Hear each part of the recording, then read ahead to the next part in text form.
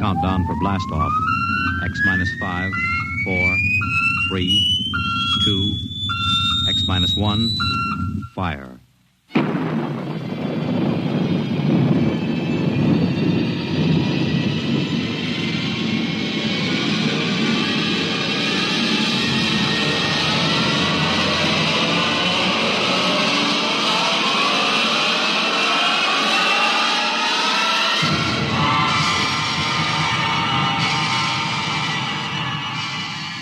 From the far horizons of the unknown come transcribed tales of new dimensions in time and space.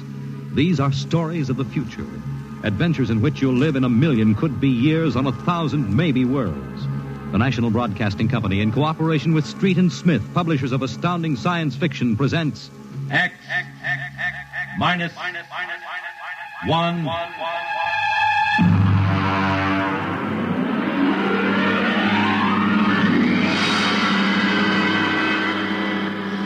Tonight's story, The Green Hills of Earth.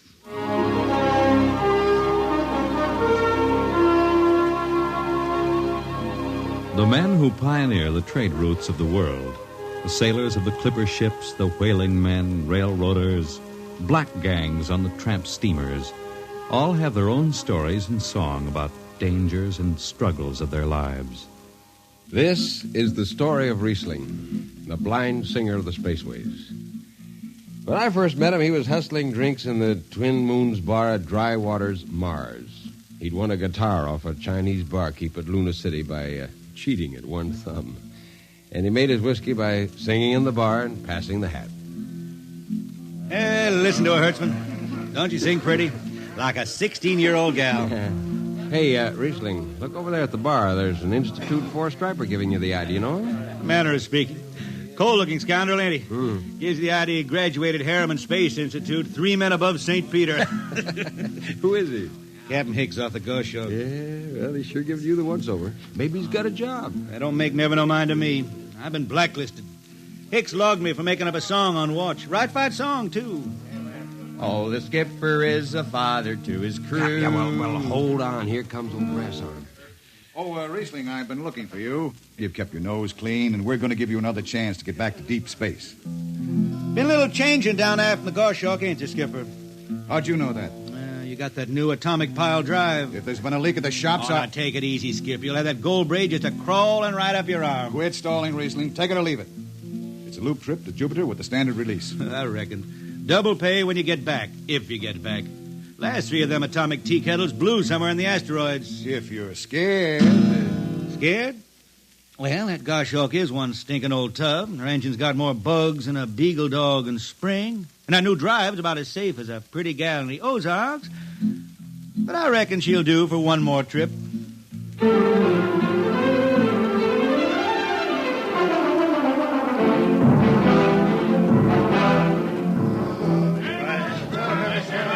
Welcome home, Riesling. Hi, Jimmy Legs. Meet my friend Hertzman. He can't hold his liquor no more than a sieve, poor boy. Riesling, you sober enough to sign the book? Drunk or sober, I make my mark. Stand aside. 3 X's? Took me a middle name. Ha, ha, ha. You 2 lay below. And Hertzman, Yeah? get him sobered up before the skipper makes rounds.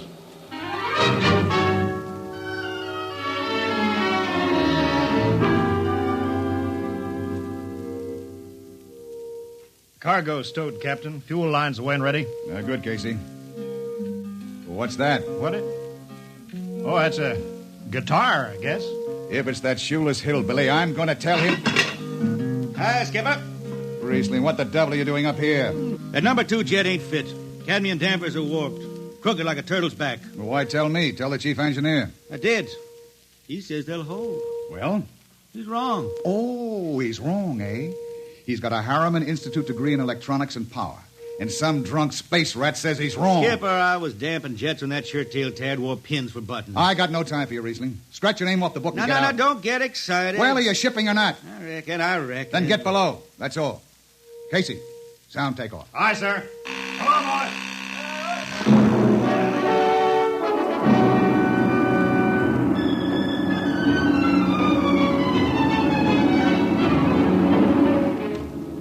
On a Hawk-class clunker in those days, damping was done by hand with a multiplying vernier and a danger peeper.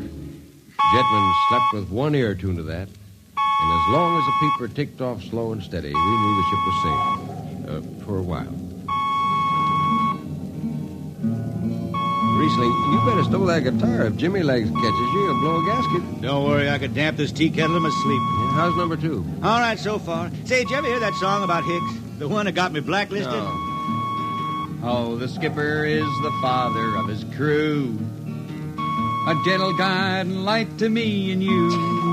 But on Mars he likes his women if they walk or if they're swimming or if they got 6 arms instead of 2. Second verse is better. Yeah. The skipper likes his liquor by the quart. Yeah, he'd go from Mars to Venus for a snort. He'll drink rocket fuel and... Well, hi, Skipper. Didn't see you come in. You were too busy, eh? Who's watching the gauge? I got an eye on it. Don't you fret none. Riesling, I'm going to fix it so you couldn't get a space berth on a rocket-powered pogo stick. You're logged. Report to Casey under arrest. I don't rightly think I will, Skipper. You what? Well, you kind of forget, Skipper. According to Space Code, you can't remove a jetman till the end of the watch, right? You tell me Riesling, your shift is over at 2300. And I'll see you ride the rest of the way in slot locker. Maybe. In the meantime, you clear out of my power room. I gotta make me up a third verse from a song.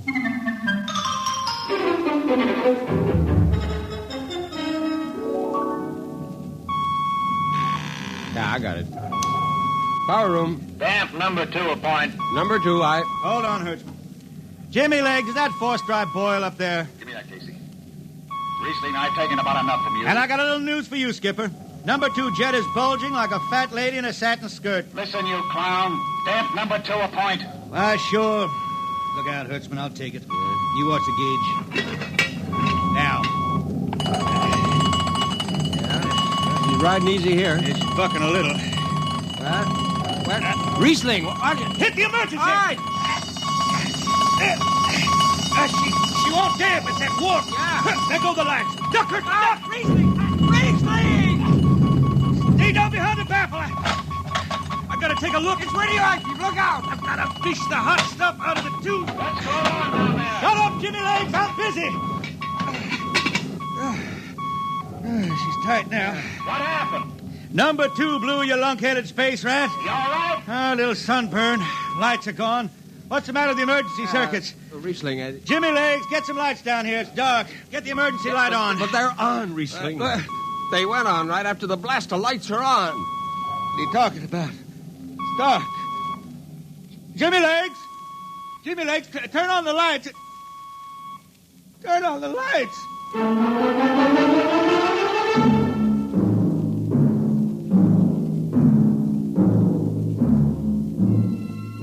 That blue, radioactive glow from the jets was the last thing Riesling ever saw. His optic nerve was burned out in an instant. He was in sick bay on the rest of the trip, and on the swing back, we set Riesling down at Drywater. I ran into Riesling about 2 months later, playing his guitar on a jetty that ran out into the canal. He had a dirty rag tied over his eyes with a jetman's knot, and his hat was on the wharf beside him. And when he finished, we walked out along the canal. Yeah, I'm doing right fine. Working saloons mostly. And I've been thinking some funny songs, Hertzman. The words come out different than they used to. Come on along the canal with me. Sure. Here, take my arm. I know the way. That's another funny thing, Hertzman. I figure I know it better than other folks. Look back there, towards the city. What do you see? New factory buildings? You could smell them from here. I still remember them old Martian towers, old before Bible times on Earth. Thin and graceful like the fairy palaces my old grandma used to tell about down home in the hills. Yeah, they torn them down now, or else blocked them up with cinder blocks. Hertzman, when I stand out here in the canal, I can see it the way it used to be. The water ice blue with the stars shining up out of it. Way off there, the city with the tower sweeping up like a bird flying off a tree. I can see it. Now it's the dirtiest stinkhole in the system. Not to me. Listen, Hertzman. Bone tired the race that raised the towers, forgotten are their lores. Long gone the gods who shed the tears that lap these crystal shores. Slow beats the time-worn heart of Mars beneath this icy sky. The thin air whispers voicelessly that all who live must die. Look that up? I can't figure it myself. I never put words together like that before. I reckon it's just I got time now to study the words and shine them up in my head till they sing true. Why don't you go home, Riesling? Home? Earth. I've been thinking about that, Hertzman. When I was a young'un down in the Ozarks, I used to climb a big old oak tree my daddy had in the dooryard. You could see the hills for miles, green and cool. I've been thinking about that. Well, why don't you go back then? Someday, Hertzman, but I couldn't face those hills now. I couldn't stand to see black when I knew they was lying all around me, cool and green in the sun. I couldn't stand that. Yeah. Well, let's get back to town, Hertzman. I made $3.50 marching today, and I'm all set to drink it down before dawn. Come on.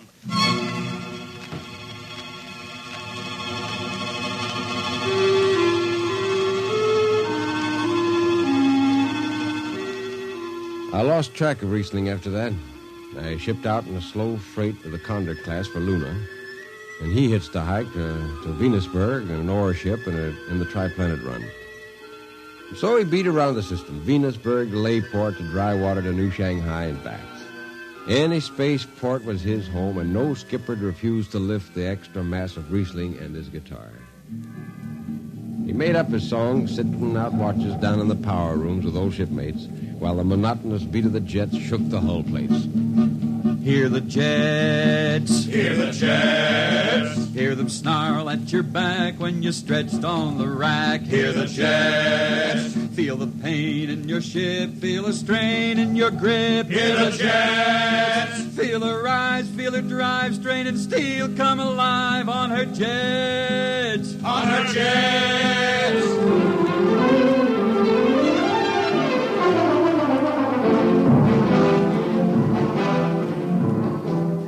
Little by little, his songs began to travel along with spaceways ahead of him. Raw spaceman songs. A different kind of song. Strange, sad songs, like the ones you find printed in the Centennial editions. Well, there's one called Dark Star Passing and Death Song of a Weed Coat. And then finally, The Green Hills of Earth. It grew for 20 years, that song. They say it started way back when Riesling was down in the labor camps in Venus singing for the indentured men. When when he hit Venus, he'd always head out for the backwoods to sing for them. First, if someone will kindly pass a bottle. Oh, it ain't much, Riesling. Here. It'll do. Oh, what is that stuff? Tequila.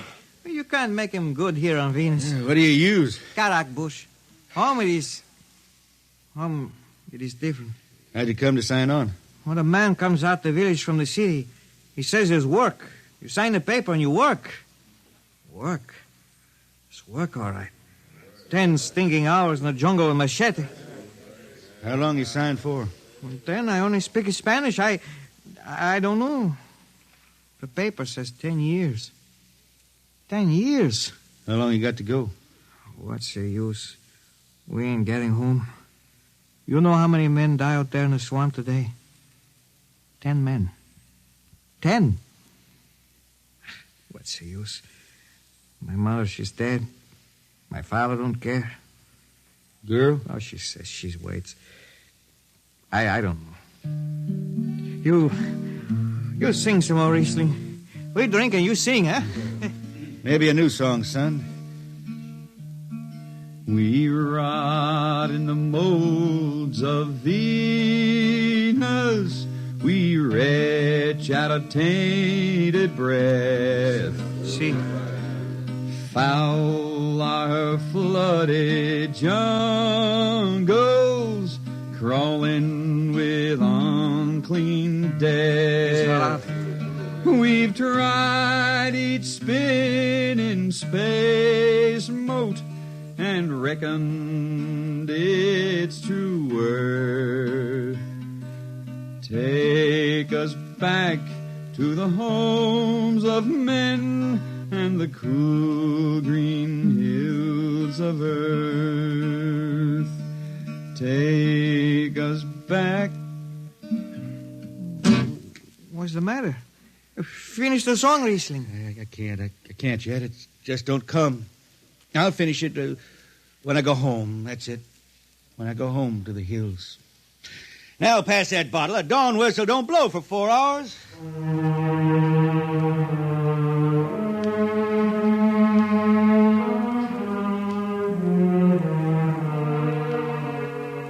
That's where the Green Hills started. And I was there when it was finished. It was 20 years after that. And there wasn't a man flying or on the beach that hadn't heard of Riesling in his songs. He was getting old now for a spaceman. He was a familiar figure through the system. Tall, gaunt, with that dirty bandage tied across his blind eyes. I was a chief jetman then on the old Falcon. We were cradled at Venus, Ellis Isle, scheduled for a direct jump to Great Lakes, Illinois, on Earth. I was checking in Dunwich when Riesling felt his way up the gangway and came through the lock. Hey, Riesling! Who's that? Mike Hertzman. Hertzman. What are you doing on this old hog boat? Well, I figured I'd ride it back to Earth. Earth? You going home, Riesling? I thought you were never going to make that run. What changed your mind? Oh, I've been hankering to set foot in the Ozarks again. Yeah, how about those hills? Yeah, I've been singing about them so long now, Hertzman. I got to finish the song. I got to set foot in the dooryard and hear the wind through that oak tree. It's about the last thing I'll be doing. I got to get home before... Look, Riesling, there's a new company policy in effect now. No more deadhead rides and new code books in force. Oh, that don't bother me none. I'm riding her back to Earth. I'm going to finish my song. It's got to be there. Yeah, but the skipper's one of them youngsters fresh out of Harriman Institute cadet training. He'll throw the book at you. At me?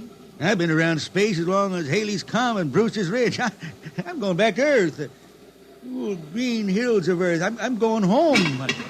All secured, Hertzman? Yes, sir. What are you doing here? This is Riesling, Captain. Riesling, huh? I'm dragging it back to Earth, Captain. Not in this ship. Shake a leg and get out of here. Oh, no, Captain, you wouldn't begrudge an old man a trip home. I can't do it. Space Precautionary Code Clause 6. Now, come on, clear out. Oh, now, look, Skipper, you can slide me by onto the distressed spaceman's coals in that code book.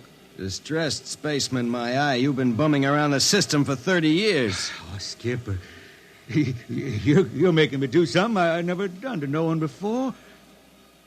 I'm an old man, an old blind man. I want to go home. I never crawled in front of a four-stripe in my life, but you got to let me drag home. The law says a man's got a trip coming to him, and you can stretch for a poor old blind man. Now, can't you? You got to, Skipper. All right, you old space rat, but keep out of the way. I run an efficient ship, and I don't want any trouble. Oh, no, sir, no trouble. I'll just lay down to the power room. I'd kind of like to be near the jets when they blast off for Earth.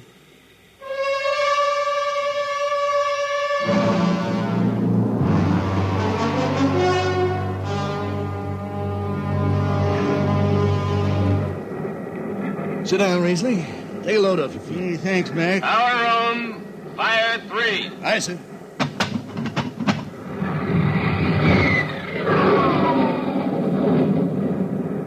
Have you seen these new automatic tampers, Riesling? Don't have to do nothing, just sit and watch. Yeah, where's the peeper? Turned off. It's all automatic. Youngsters have it soft. When I was twisting her tail, you had to stay awake. You got the old hand-damping plates on? Oh, but the links, I unshipped them. They cover up the dials. You might need them. Oh, the automatics handle everything. Well, you're finally going home, Riesling, huh? Won't seem the same out past the moon. Yeah, I've been waiting for this a long time, Mac. It's going to be good to get home. You reckon? The arching skies calling spacemen back to their trade. Mac, I got the emergency. The hand dampers. Where are the links? Mac, they ought to be on the walls somewhere here. I got them. What's the alarm? Emergency squad coming in. Stay out. The place is hot. Radiation blast. Stay behind the baffle. I got the links shipped. I can hand damper now. What's going on in there? I'm spilling Jet 3. Is this McDougal? McDougal's dead. This is Riesling on watch. Riesling! Get out of there. You'll kill yourself. Don't worry, Skipper. I know this power room like the inside of my shirt. Somebody's got the damper. Riesling, I'm sending in the crew. No use. The whole room will be hot for an hour and the other jets won't hold. Oh, Skipper, throw on recording tape. What? Throw on a recording tape. I got a song to finish. And I got to make it right now. Yeah, I can hear it. Riesling, the radiation will burn you down. She's clear now, Skipper. She'll burn out clean. Riesling, are you all right? I reckon. Pretty sharp sunburn. You'll pick me out of here with tongs and bury me in a lead shield coffin. Radiation's getting bright. I can almost see it. Bright, rosy like the sun. Like the sun over the hills down home. We pray for one last landing on the globe that gave us birth. Let us rest our eyes on the fleecy skies of the cool green hills of earth. That's the way he died. Riesling, the blind singer of the spaceways, singing of the home he never reached, the cool green hills of Earth.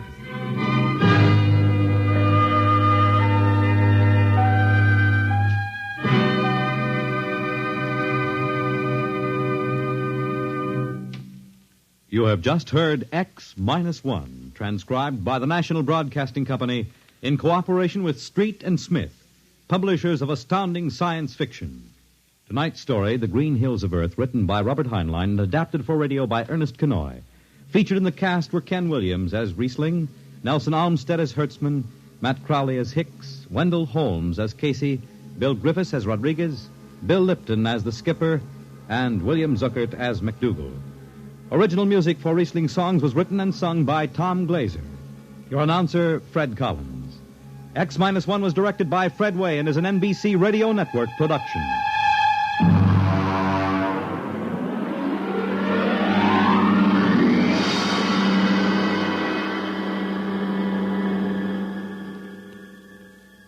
And now, next week, the strange story of Dr. Grimshaw's sanitarium and of a patient there who suddenly found himself involved in a game of cat and mouse. But the man had actually been reduced to the size of a mouse, while the cat remained full size. What happened then? You'll learn next week. Convicts tell their true stories on The Loser, tonight over most NBC radio stations.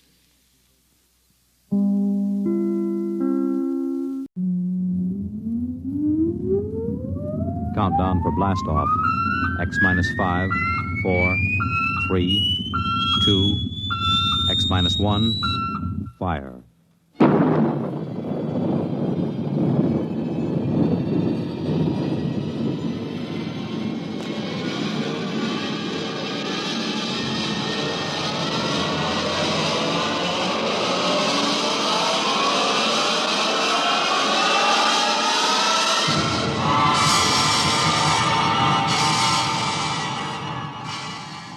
From the far horizons of the unknown come transcribed tales of new dimensions in time and space.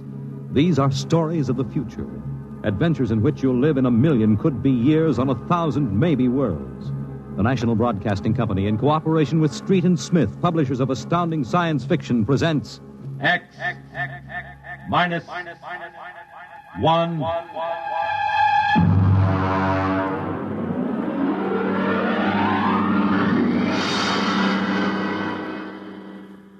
Tonight's story, The Outer Limit, by Graham Dorr.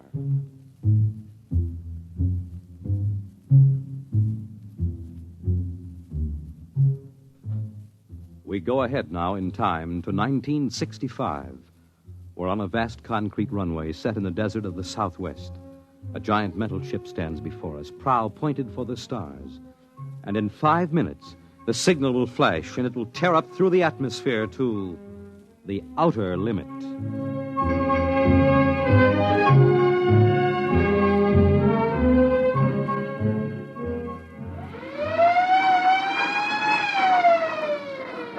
Attention! Attention! Clear field for takeoff! Clear field! 5 minutes, Steve. Right. Warm her up, Charlie. Turn her over! I want to go over procedure again, Steve. Don't worry, I got it straight. We'll just make sure. Okay, I take her up on jets to 50,000, then I cut in the rockets. No lower, or your tail blast will burn out 3 counties. I climb 4 minutes on rockets, then start maneuver tests. Remember that, no more than 4 minutes. This ship isn't like those strato rockets that you've been testing.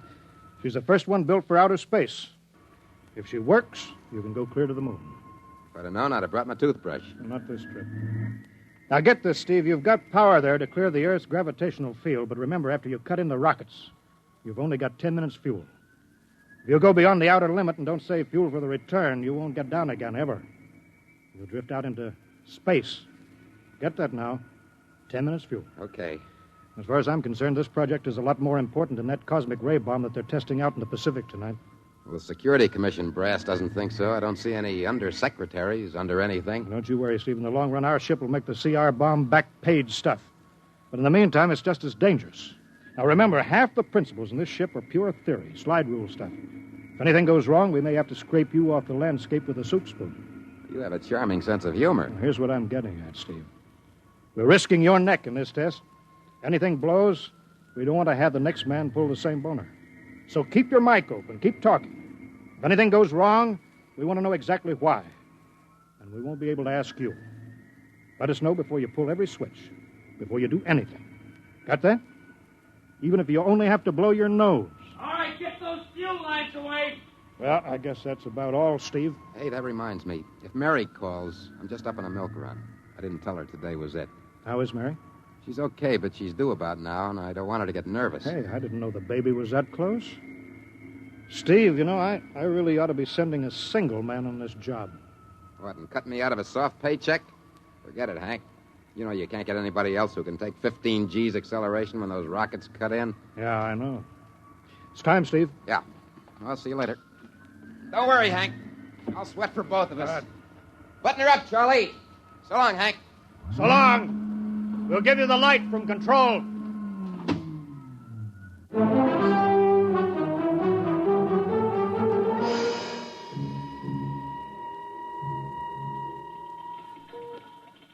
X2 JTR to control.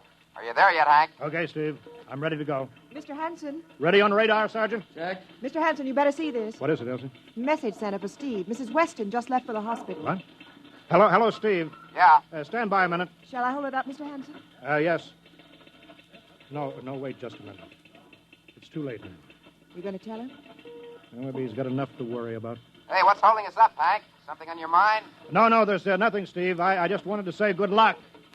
All right, Charlie. Give him the light.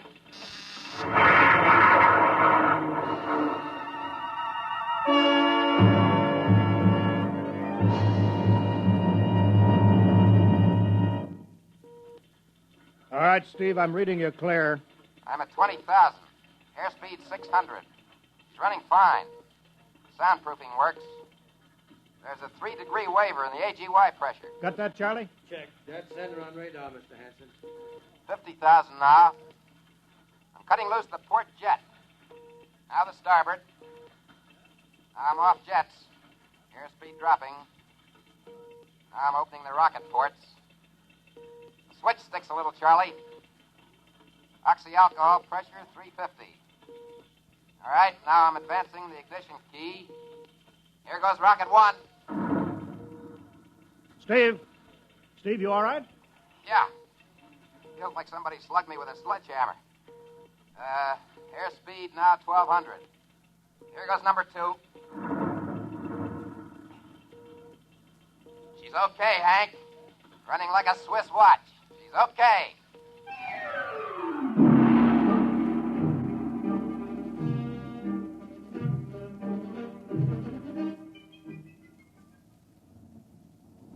Hello, Steve. Elapsed rocket's time is now 4 minutes. What's your altitude? Over to you. The speed 4,400, still climbing.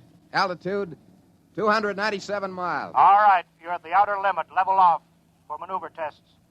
You've got exactly 6 minutes fuel left.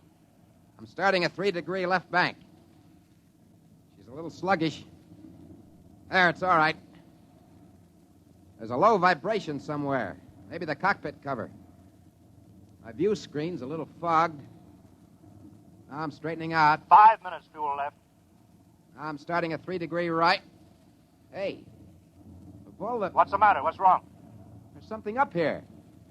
Something shining. What are you talking about? There's something above me, Hank.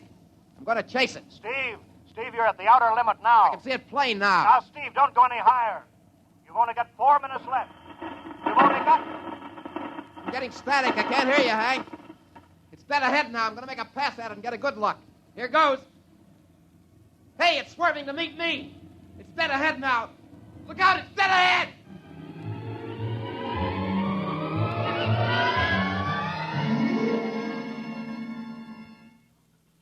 Hello, Steve.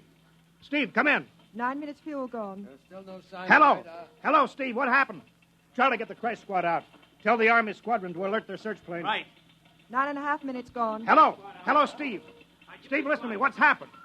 Where the devil is he? Hello. Come in, Steve. Steve, come in. Hello, Steve. Hello, Steve. 10 minutes. Steve. That's the end of the fuel.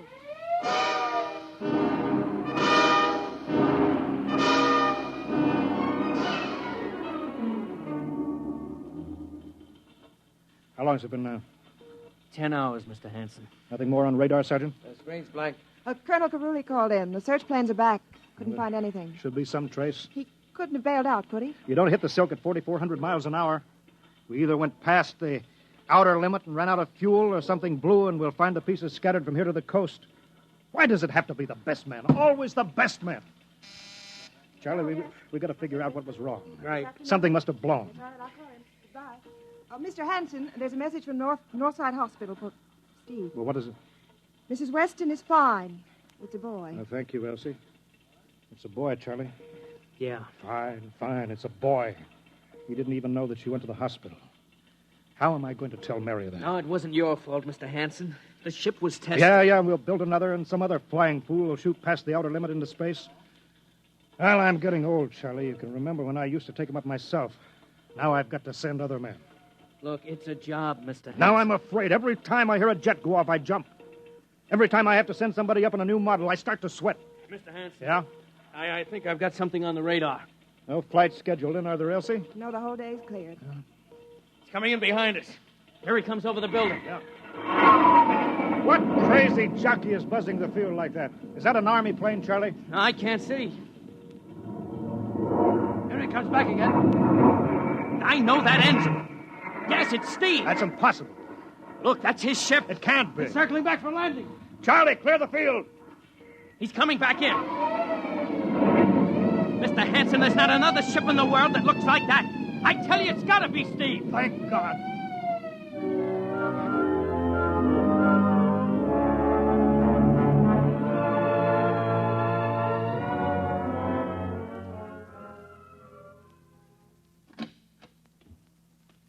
All right, sit down over there, Steve.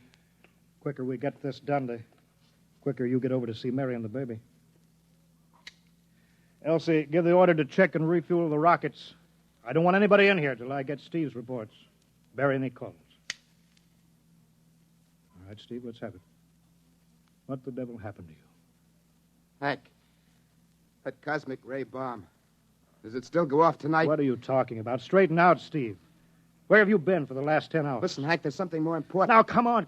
I've got to get a report on the screen to Washington, so let's have it, will you? I've got to know how you stretched 10 minutes fuel to keep you in the air for 10 hours. One thing before now, I talk. Now, look, Steve.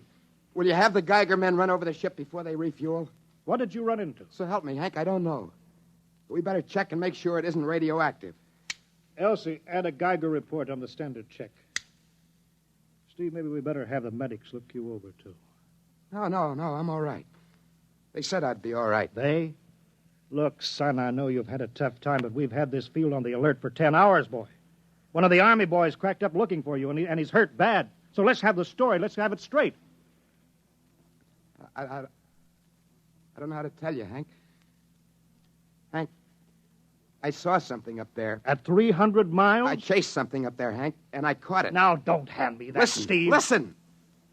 I was cruising along, just starting the right bank, when I spotted something. It must have been going about half my speed.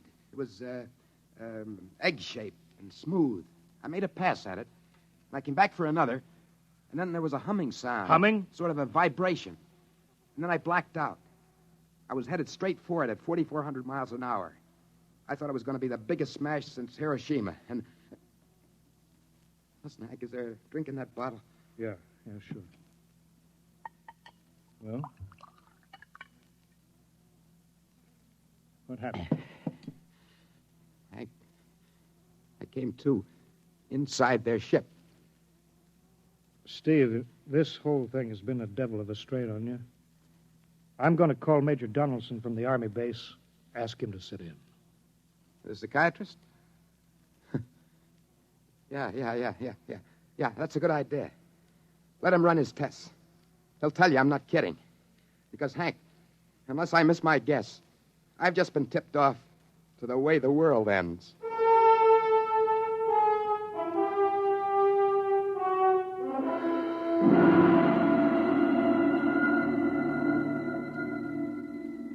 You should be getting drowsy now. Count backwards from 10. 10, 9, 8, 7, 6, 5, 6. He's under. Now we attach the head plate electrodes and the cortical pickup. Look out for that wire, Mr. Hanson. 3.0 setting and 31.3. Now, throw that switch, Mr. Hanson. I have to start him off by suggestion.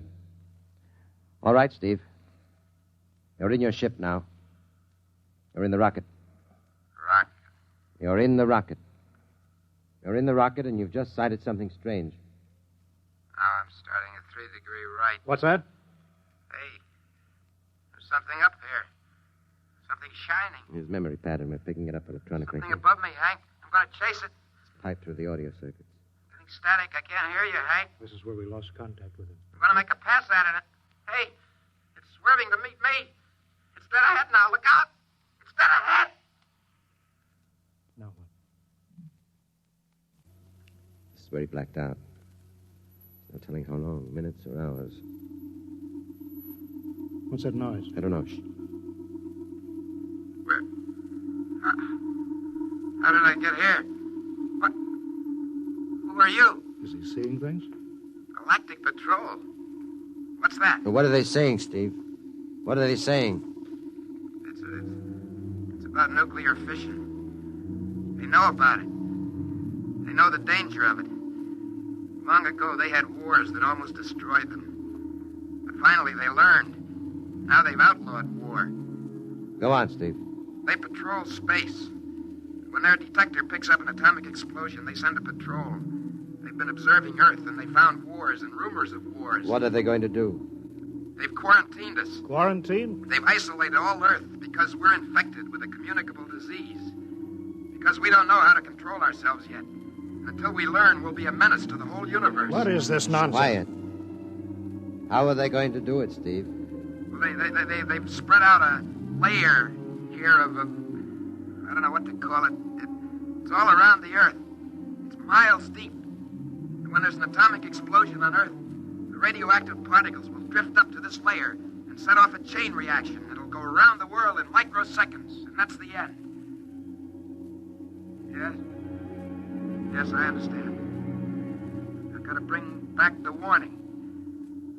You're going to put me back in my ship to bring the warning. Now what? Blacked out again. I guess that's all. What does all that mean? It's what he remembers. You don't think that really happened? No. Narco-psychometry circuits produced what he remembers. Just means that Steve believes this happened.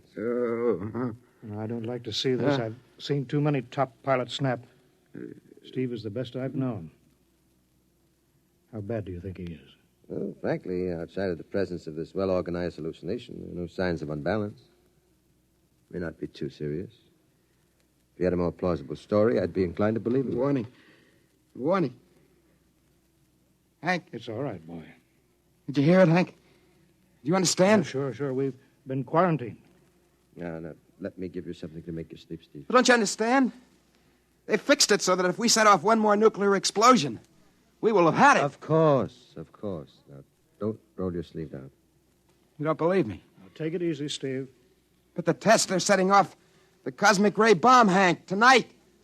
What time is it? 11:20. It's scheduled for midnight. Hank, we've got to stop that bomb. Let Donaldson give you the hypos. You got to believe me. I saw them. I got the warning. If we touch off the Q-bomb tonight, we'll be the biggest galactic 4th of July of all time. The whole Earth will go up like a Roman candle. April 10th, 1965, the end. Look, Steve, you better calm down now. Don't you want to see Mary and the baby? You've got a new son, remember? That's just it. I want to see my son. I want him to live. If the bomb goes off, Hank, we got to stop it. Mr. Hanson, I think we'd better get over to the base hospital. Hank, you got to believe me. Sure, Steve. Maybe there's something to it. Look, it's out of our hands now, Steve. I'll put it in a report, shove it into Washington in the morning. In the morning? There won't be any morning, Hank. You've got to call Washington now. Get the head of the Security Commission and postpone the test. Now, you know I can't do that. My neck would be out a mile. Besides, this is 1965, not 45. 20 countries have the atomic bomb now. What's the use of stopping just this one? The rest will keep right on popping them off. Well, then we'll have to call an international conference. Can't you understand, Hank? The first one that goes off finishes us. It's the end. They've given us the quarantine warning. Steve, I think you'd better go with us to the base hospital. Look, Steve, we can call up for a detail if we have to. All right, I'll go with you. You don't need a straitjacket. That's the way, Steve. You'll probably feel better by morning. Let's go.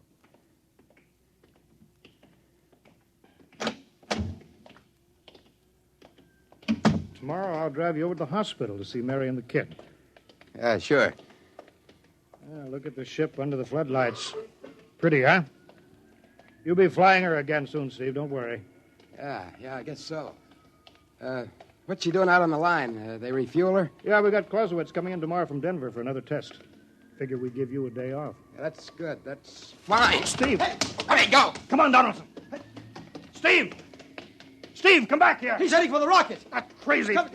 Steve! Get down off of there, Steve! We can't get at him now. That hood is armor glass. He's waving. Towards control. The radio. Come on! I should have gotten help. Come on, Donaldson. The radio is still hooked up. Hello, Steve. Listen to me, Hank. You got to call Washington now. Look, Steve, come out of the rocket. I'll call my men, Henson. Don't try anything, Hank. They refueled the rocket for tomorrow. Take it easy, Steve. Listen, you know what'll happen if I fire the rocket tubes down here? Steve, don't, please. It'll burn out every building for 5 miles. All of us in one big blast. What do you want, Steve? You got to stop that bomb. You got to call Washington now. They won't believe me. You make that call or I cut in the rocket. I mean it, Hank. You hook my screen to yours in parallel. I want to see exactly what you're doing. All right. Just don't fire those rockets. Get going, Hank. You got 12 minutes to make that call and stop the bomb. All right. I'm making the parallel hookup now. Donaldson, you think he'll really blast? I don't know.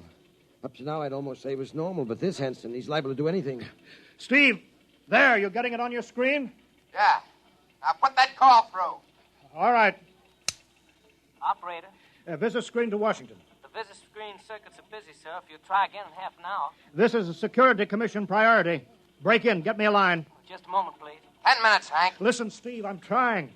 Ready to take your call, sir? Washington Security Commission 3.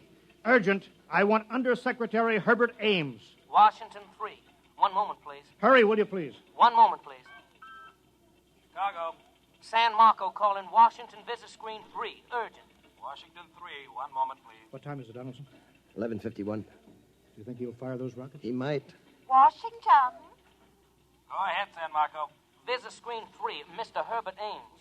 That is a coded exchange. I cannot accept your call without clearance. Listen, Washington, put this through. This is Mr. Hanson of Hanson Rockets Incorporated at San Marco Air Base. This is a priority call. I'm coded. One moment, please. I will check your code number. Get it through, Hank. That bomb goes off at 12. Will you be reasonable, Steve? Your call has cleared, San Marco. Washington Visit Screen 3, Herbert Ames. This is your call, sir. Security Commission. Ames. Oh, hello, Hanson. Listen, Ames. You've got to get me the chief. You kidding? He's at the test control room. Yes, I know, but get him for me. Hey, what's up? You look lousy. Or is it a bad circuit? There's no time, Ames. I've got to get him before the test. It's about the ray bomb. I can't take the responsibility. Get it through, Hank, or I blast. Hey, what's going on there? Ames, my project has a high enough rating. This is a priority A call. What? Well, it's your neck. Okay, I'll try to get him for you. He's in the control room, though. You'll have to switch off your screen and speaker and go on earphones. Too much going on in there. Security, you know. You hear that, Steve? I've got to cut the screen. All right. 8 minutes, Hank. Hello? Hello? Yes, sir. This is Hanson at San Marco. No, sir. Priority A request to cancel the bomb test. No, look, I'm serious. I'm deadly serious. We sent the X-2JTR up today to the outer limit, and we uncovered evidence. Yes, on the automatic instruments. What's that? No, this possible chain reaction. No, I can't tell you the whole story. There isn't time. Yes, I'll bring the readings into Washington in the morning. You've got to postpone the test till you see them. Yes, I understand that. I understand about the press. I'll take complete responsibility for this. What's that? Look, I've worked on contracts for the Commission for 10 years now. Yes, I have complete confidence in my information. You can record that. All right. I'll call you back immediately. Goodbye. Hank? He's agreed to cancel. The ray bomb won't go off. Thank God. All right, Steve. You can come down out of the ship.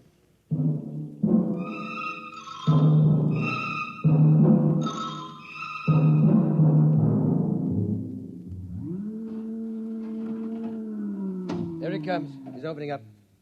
All right, Steve. Come on down out of the ship. Sure, Hank. Hank, I was scared. I was plain scared. All right, easy now. It's all over. Bomb won't go off. Thank God. Hey, look. I want to see Mary and the baby.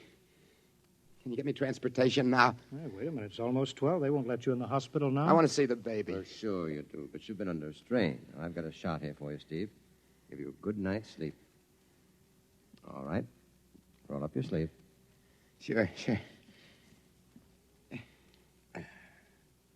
Now, that'll make you sleep. Sergeant will find you a bed. Come on, Mr. Weston. Well, good night, Hank. I am kind of beat. It's been a tough night.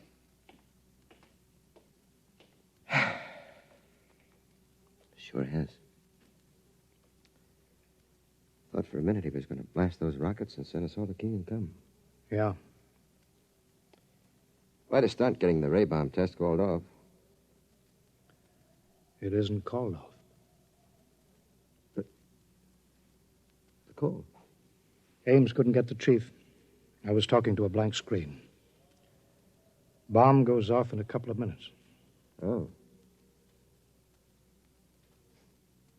Poor Steve.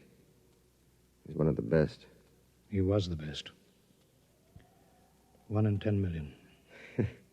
Some story of his, poor guy. For a while, he almost had me believing that quarantine. That's a very common delusion. The end of the world. Last night, never saw the stars so bright. Better be getting in. That wind is cold. Bomb goes off in 30 seconds. Poor Steve. You know, Hanson, there's just one thing. Yeah? It's outside my field, but I'm curious. How did he keep that ship in the air for 10 hours with only 10 minutes fuel?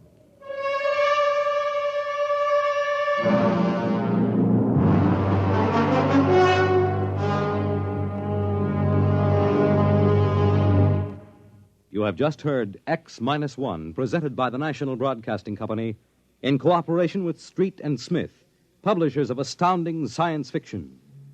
Tonight, by transcription, X-1 has brought you The Outer Limit by Graham Dorr, as adapted for radio by Ernest Kenoy. Featured in the cast were Joseph Julian, Wendell Holmes, Joe DeSantis, Bob Hastings, James Dukas, and Freddie Chandler. Your announcer, Fred Collins. X-1 was directed by Daniel Sutter and is an NBC Radio Network production.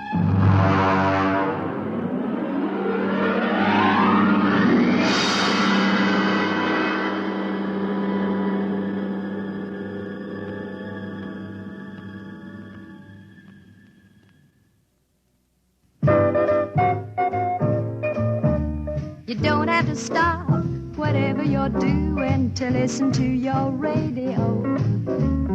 Though you may have a lot to do whatever you've got to do.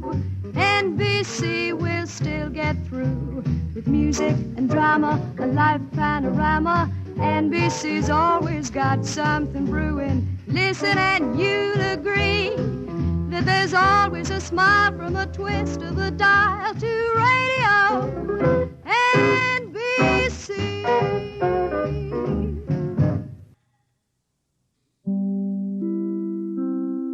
In just a moment, X-1. But first... There it is again. Say it with music. Your invitation to 2 full hours of the best live music weekday mornings on NBC Bandstand. This week, Ralph Flanagan's group, plus Russ Morgan and his orchestra, bring you mellow and relaxing tunes. But don't get too relaxed, because the 4 lads are back again as Messrs. Music. And Bert Parks, your bandstand MC, keeps you smiling between numbers. It's a great show live all this week on NBC Bandstand. And now, stay tuned for X-1 on NBC.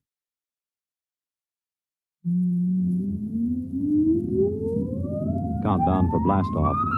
X-5, 4, 3, 2, X-1, fire.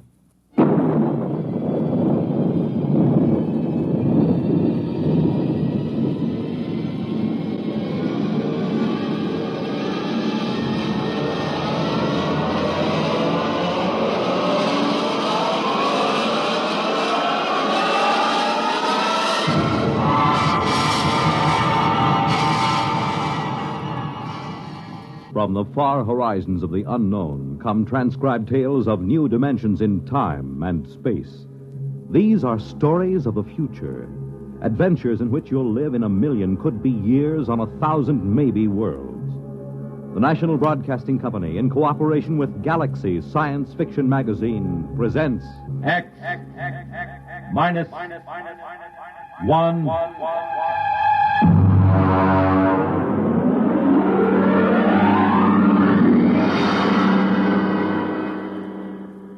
Tonight, a story by Frederick Pohl, Tunnel Under the World.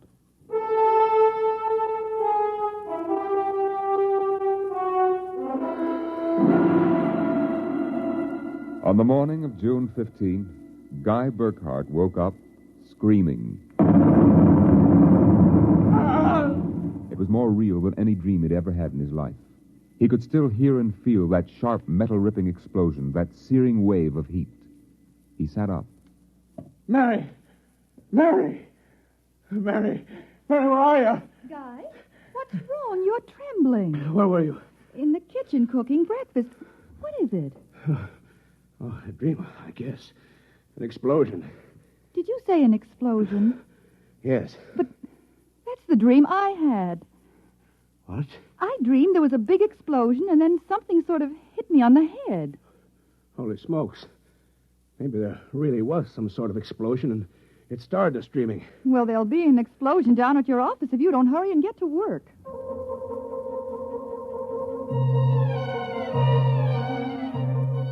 Coming in on the bus, Burkhart watched to see if there was any evidence of an explosion. There wasn't. If anything, the town looked better than ever. The only thing that seemed strange to him was the fact that none of the usual crowd was on the bus. He was a little relieved when he did see his old pal, Henry Swanson. Excuse me. Henry. You pardon me, sir, please. Henry, what's the matter with you? It's me, Guy Burkhart. Burkhart? Sorry, I don't believe we've met. What? Henry, for Pete's sake, it's me. If you'll excuse me, this is my stop. Well, how do you like that?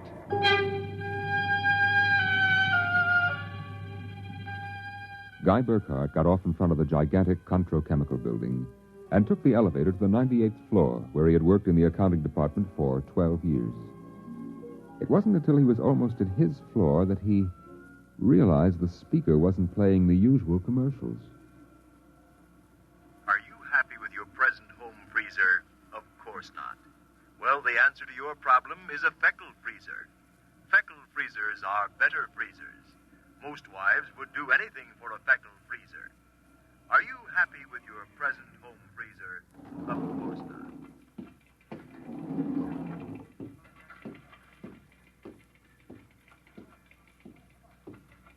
Good morning, Miss Horn. Good morning, Mr. Burkhart. A new hairdo, I see. Well, yes. Do you like it? Makes a lot of difference in your appearance. Is Mr. Barth in? Why, no, sir. He had an appointment with Mr. Dorchin at the advertising agency. Today? But today's the 15th of June. He has to sign the quarterly statement. He said he wouldn't be in. That's mighty peculiar. Yes, sir. Oh, by the way, Miss Horn, what the devil is a Feckle freezer? A Feckle freezer? There's some new copy on the elevator commercial. Dorchin must have landed another account. Feckle freezers. I really don't know, Mr. Burkhart. It's a funny day. Can't quite put my finger on it. There's something strange going on. He couldn't shake the thought out of his mind. It persisted all through the day and through dinner. He was still brooding as he and Mary got ready for bed. I guess I'll get a good night's sleep. Coming? I think I'll sit up and read for a while. All right, dear. Good night. Good night, dear.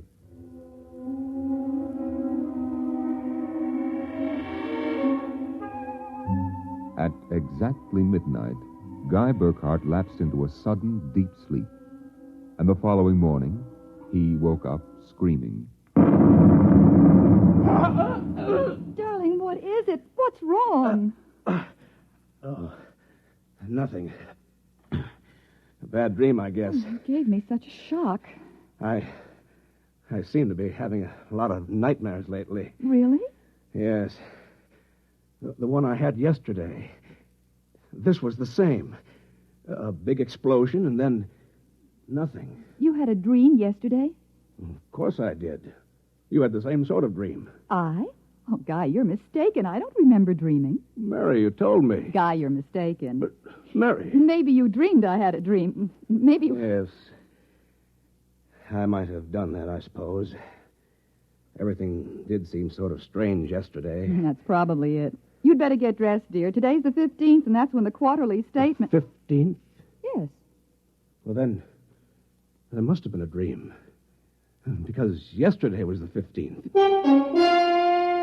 Guy Burkhart got up, dressed, ate breakfast, and took the usual bus to work. Once again, everything seemed even brighter and newer than usual. Once again, he was puzzled when he noticed none of the old crowd on the bus. Pardon me, please. Look, don't shout so. Oh, Henry, good morning. Morning. Don't you recognize your neighbors? I don't believe we've met. Henry, it's me, Guy Burkhart. What's going on? I'm sure I don't know, sir. For God's sake, don't talk to me. What is it? Are you being followed or something? Don't you know? I was sure you remembered. Remembered what? I can't talk. This is my stop, so will you please excuse me? Henry! Henry, for Pete's sake! As in yesterday's dream, Guy Burkhart got off at his stop and took the elevator to the 98th floor. The speaker in the elevator purred a new commercial this time. Marlin cigarettes. They're sanitized. Does your present cigarette make your throat feel raspy and unpleasant? Marlin cigarettes contain a miraculous new drug which actually gives you the sensation of smooth, creamy smoke. Marlin cigarettes. Marlin cigarettes. Marlin cigarettes. He walked down the marble corridor to his office. Good morning, Mr. Burkhart. Good morning, Miss Horn. Do you like my new hairdo? Why, yes. Is Mr. Barth in? No, sir. He had an Appointment with Mr. Dorchin at the agency. I know.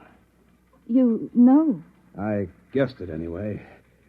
And today's the 15th of June, and he won't be here to sign the quarterly statement. And I'm going nuts. Let me have a cigarette, will you? Yes, sir. Try one of these. They're Marlin. I never heard of Marlins before today. What are we? A bunch of guinea pigs for Dorchin's new advertising accounts? Is something wrong, Mr. Burkhart? Wrong? Perish the thought, Miss Horn. Perish the thought. Hello? This is Swanson. Henry Swanson. What is it? Do you remember? Remember what?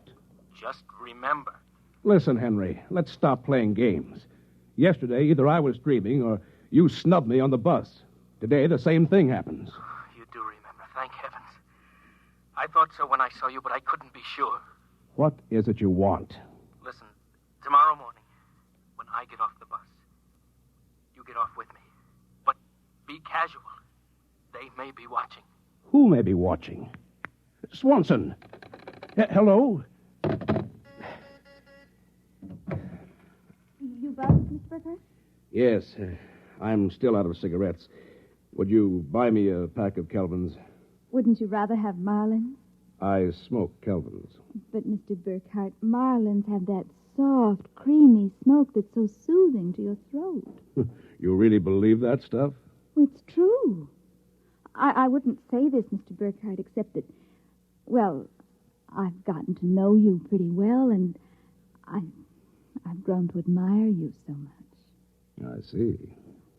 Would you mind, Mr. Burkhart, if I told you that for months now I've wanted to, well, just comfort you. I know how troubled you've been. You've never mentioned your feelings, Miss Horn. April. My first name is April. That's a pretty name. You see, I do have your welfare at heart. That's why when I see you smoking Kelvins, and I know Marlins are so much better, won't you let me buy some of them for you? I suppose so. Why not? Here, you bring me a carton. Thank you, Mr. Burkhart. Guy. I'll be back.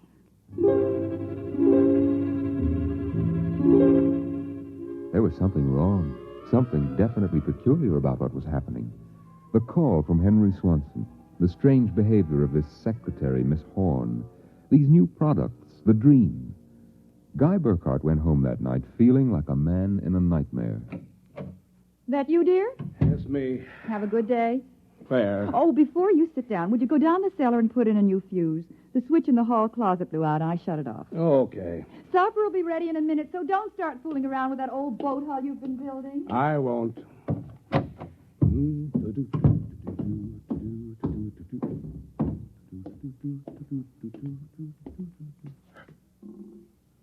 Mary! Mary! What is it? Come down here. Hurry up. What is it? I'm not sure. I was looking for a fuse, and I thought maybe I'd drop one under the boat hull, so I scratched around. Look. Let me put the flashlight on it. Well, Look at the floor. what about the floor? It's supposed to be cement. Well, It's copper. There's a thin layer of cement, but underneath it's metal. Look here. Underneath the concrete, more metal. There. And here, on the wall, metal. Metal under the floor, behind the walls, every place. well, I don't really understand. Mary, I know this sounds crazy, but somebody, for reasons I can't begin to guess, has taken this house and replaced it with a clever imitation. Guy. I know it sounds insane, but take a look. That bracing on the beams. That isn't the bracing that was always there. Oh, you're imagining. I am not imagining. Mary, I want to look around for a little more. Well, your dinner will be ready. Save it for me. There are a couple of things I have to figure out.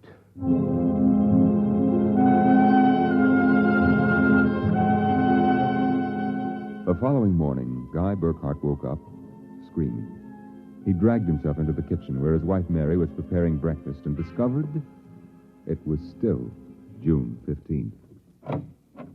Mary, listen. Guy, what is it? You're trembling. Mary, the dream. Dream? About the explosion. The same one we've been having. I didn't dream about any explosion. You did. Why are you covering up? Covering up, Guy, what's happened to you? It happened. It happened. What? Where's the morning paper? Where is it? Outside the door, I guess. June 15th. Well, you'd better hurry. Today's the day Mr. Barth fills out the quarterly tax return. No, it isn't. What? He won't be there. He'll be at a meeting with the head of the advertising agency. Mr. Dorchin? He'll be there, and Miss Horn will have a new hairdo. And the elevator will be selling some new product. And Swanson... What about Swanson? Swanson. I wonder if it's going to be the same today or whether... Guy, what in the world are you talking about? Nothing. Where's my coat? You haven't had breakfast. I don't want to miss my bus. I'll see you tonight. Guy Burkhart got on his bus. There were the same unfamiliar faces, the same unusually new-looking buildings, the same unusually bright sunshine, and Henry Swanson, pale and furtive. Oh, excuse me, sir. You're quite all right. Do you remember the phone call? Yes. Oh, thank heaven. Get off at the next corner and follow me. Where are you going? There's an excavation for a building about a block down. But make sure you aren't followed. I'll go first.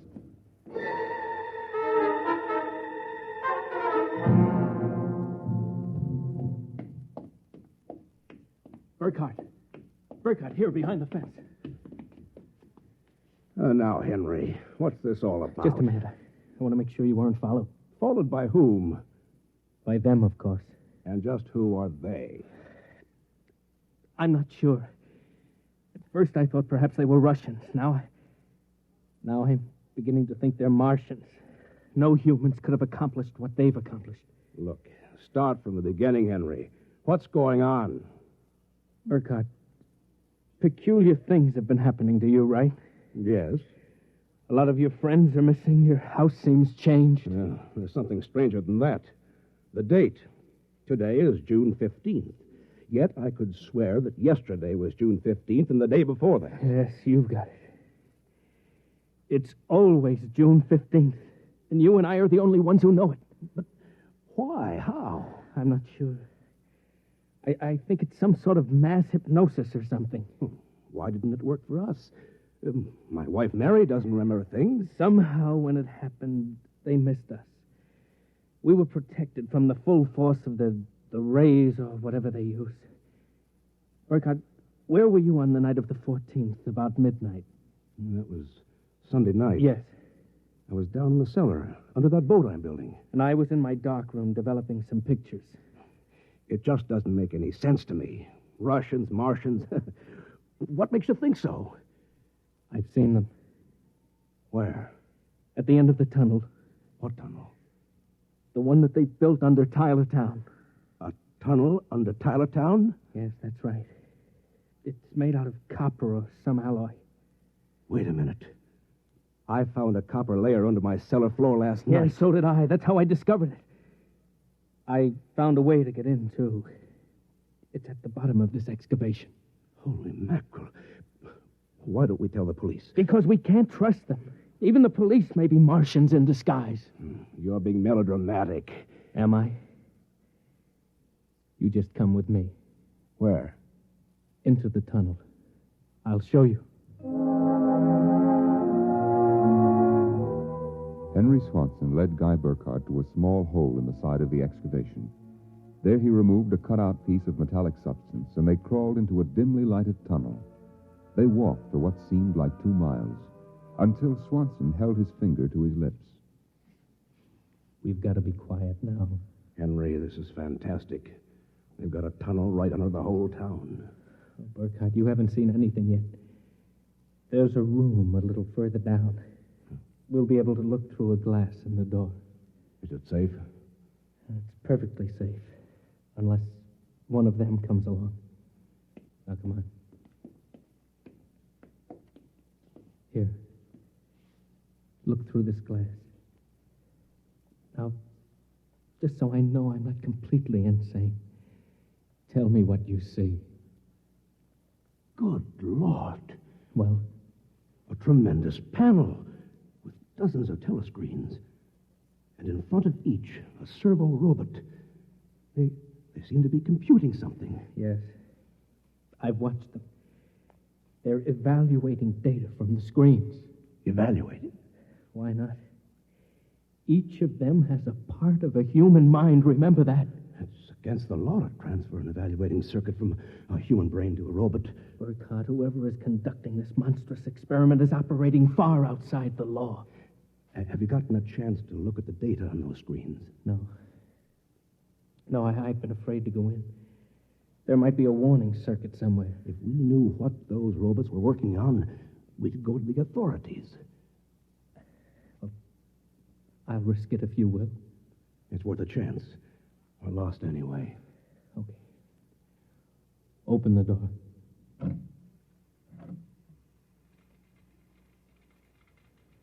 So far, so good. Come on. Let's take a look at that data. Yes, but don't interfere with the robots. Don't worry. Let's look at the screen. Listen to this. Tests in the 47 K-12 group with Marlin cigarettes pulled 80% using the soft feminine approach. Indications are that an extension of this approach would sell at least 70% nationwide. On the Feckle freezers, the direct elevator pitch pulled only 10%. This should be abandoned and a new series of high persuasion elements introduced. Henry, do you know what this means?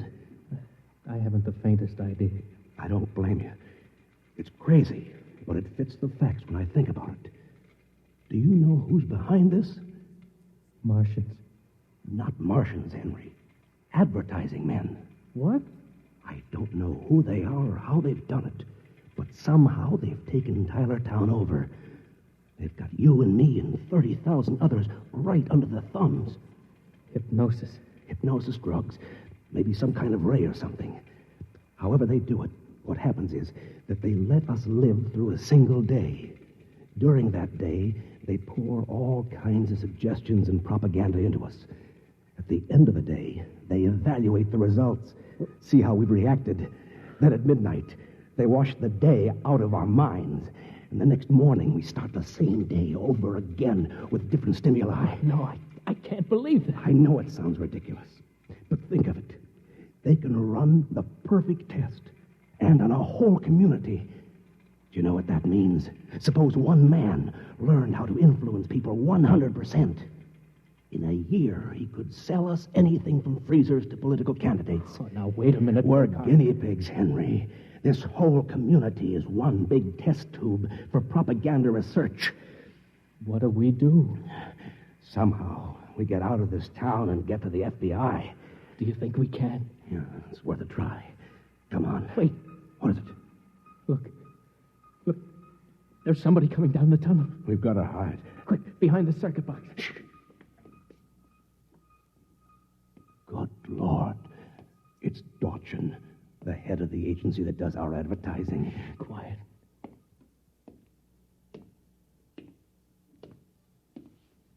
All right, Burkhardt, come out.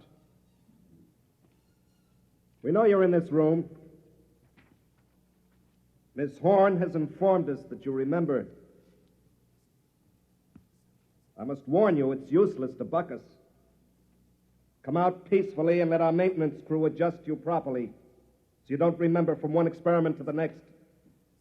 It'll be quite painless. If you don't come out peacefully, we'll have to get you. Henry, take this wrench. When I give the word, jump him. He may be armed. We've nothing to lose. Very well. I'm coming after you. Now!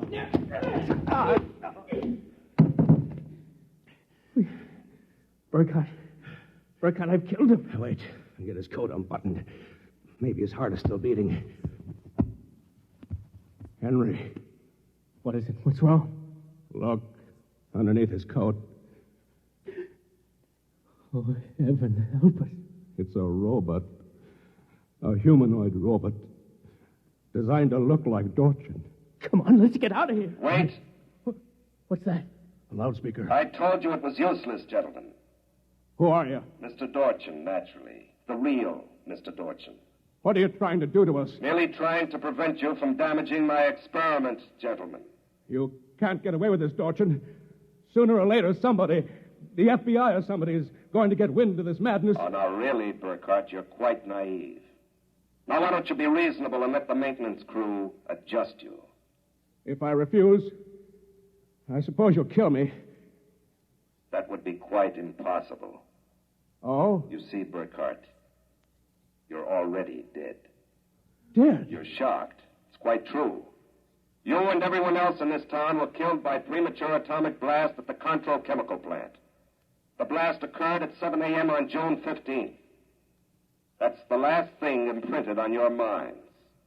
That's why you wake up screaming each morning. It isn't true. Oh, but it is. What I and my associates did was take the brain circuits from your dead bodies. We stored them in electrochemical batteries until we had a chance to rebuild the cities and begin our tests. Do you think I believe a fantastic tale like that? I imagine you find it incredible. Of course, we didn't rebuild everything exactly. After all, it only has to last for a single day. June 15th. At midnight, we turn off the power and wash out the memory of the day. You and your friend Swanson, unfortunately, have defective circuits. You remember. Burkhardt, it's no use. We're trapped. Please give up. Not me. But what can we do? We can make a run for it down the tunnel. Come on. It's useless, Burkhardt. Keep going. It's useless. Useless.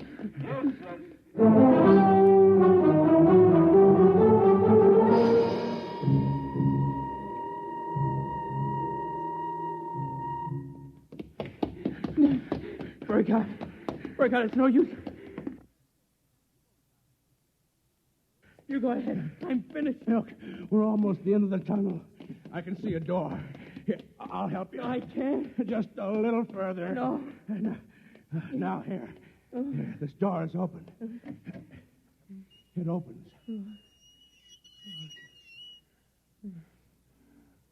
Oh, no. I don't believe it. I can't run anymore. Come on. Sorry. You go ahead. Look. I'm finished. Look, we're almost at the end of the tunnel.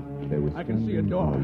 Here, I'll help you. I can't. Just At a their little feet, the ledge further. dropped away into a chasm so deep Now they could here. not see the bottom. This door is open. Beyond was only a glare so bright that their eyes could not stand to look into it. And yet, just beyond the limit of their vision, something towered. Something so huge it was almost inconceivable. Something... Burkhardt. Yes? This is Dorchin. Now, do you understand why it's useless? The great looming figure moved closer. It seemed to take shape now, and yet it was so gigantic as to be unbelievable. It came closer. The glare was partially blocked, and then Guy Burkhardt knew that the towering shape was none other than Dorchin himself. You see how I did it, Burkhardt? I took your brain circuits and had them reduced so they could be transferred to tiny humanoid mannequins. That's what you are, Burkhart. A tiny miniature of yourself. And this city, this whole experiment I'm conducting, is built on a tabletop. It was the morning of June 15th, and Guy Burkhart woke up screaming. You have just heard X-1, presented by the National Broadcasting Company in cooperation with Galaxy Science Fiction Magazine, which this month features Man of Distinction by Michael Shara. Being completely unique in this world is not only a mathematical impossibility, it is also a matter of pride. Galaxy Magazine, on your newsstand today. Tonight, by transcription, X-1 has brought you The Tunnel Under the World, a story from the pages of Galaxy written by Frederick Pohl and adapted for radio by George Lefferts. Featured in the cast were Norman Rose, Dean Almquist, Amy Siddell, Elaine Rost, Bob Hastings, Ken Rapif, and Larry Haynes. Your announcer, Fred Collins. X-1 was directed by Scott Buckley and is an NBC Radio Network production.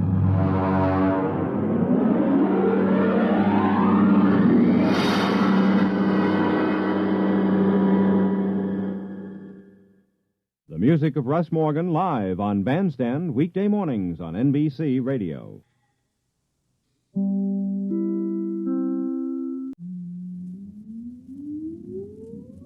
Countdown for blast off. X-5, 4, 3, 2, X-1, fire.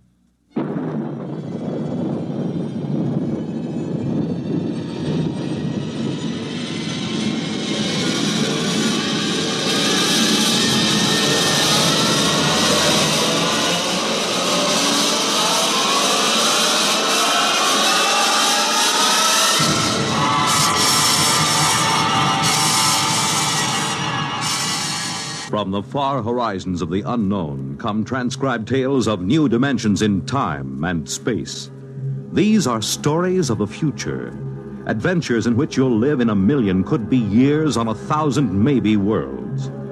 The National Broadcasting Company, in cooperation with Galaxy Science Fiction Magazine, presents X minus 1.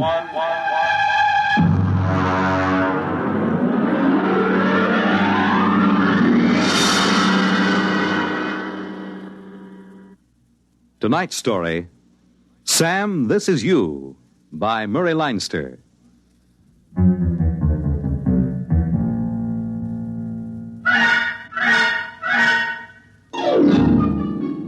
If I were you, I wouldn't believe a word of this story. I'm still not sure if Rosie does, and as a matter of fact, I'm not so sure if I do myself. And that's going some, because it happened to me. And if I can't believe it, well, who can? I suppose it could have happened to anybody, although, on the other hand, maybe it couldn't have happened to nobody. And that's pretty mixed up, so maybe I'd better begin at the beginning. And in this case, that's not so easy as it sounds. For one thing, there's the question of where is the beginning?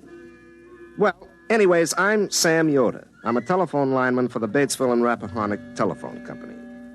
I got into that line of work because I was in a wire platoon during the war.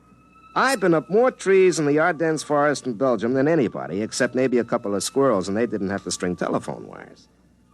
I guess it started because Rosie, she was my girl, Rosie, she thought I lacked ambition. And also get up and go. Yeah, anytime you say, honey, except it's one of those jitterbug things, and I can't jitter much. I don't mean dance. I mean stick-to-itiveness. Now, honey, that's ridiculous. A telephone lineman has more stick-to-itiveness than anybody, or he'd fall right off the pole. Huh? Want another drink? Sam, are you trying to get me drunk? No. Well, only there's a $3.50 minimum in this place, and I hate to see it go to waste. I'm discussing your future, Sam. Okay. Do you think a telephone lineman's life is right for you?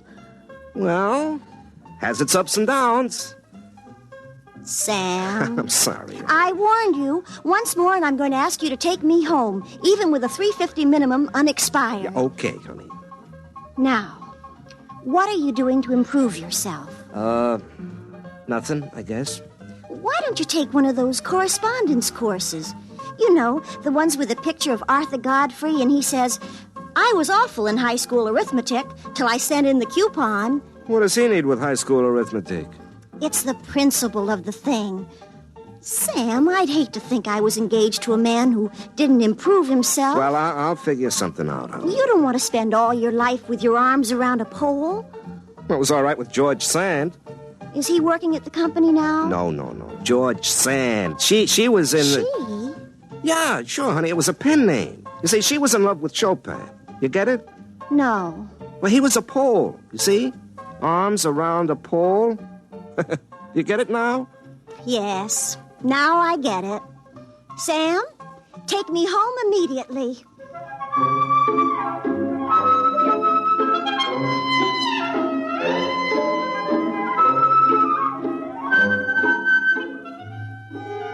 She's like that. No sense of humor, know what I mean? But listen, when you climb up and down telephone poles all day, you get tired of something that's straight up and down. Rosie was a refreshing change. You know what I mean? Wow. But she had something. I mean, in the conversation. So I started taking those electronic courses, you know. I'd been at it a couple of months when I asked Rosie to come down to my basement. I certainly will not. Well, why not, baby? Sam Yoder, I'm a respectable girl. Honey, if I had anything else in mind, would I ask you to leave a nice, comfortable porch swing to go down to a whitewashed concrete basement? I guess not. Okay. Come on. I want you to see something. What? That's a big surprise. Right here, over on the bench. Take a look. Sam Yoder, have you been taking Papa's television set apart again? No, honey, not... Last time you got the channels mixed up and all Papa could get was Jane Mansfield. Mama had to finally take the fuse out and hide it. It's not a television set. It's my invention. Oh.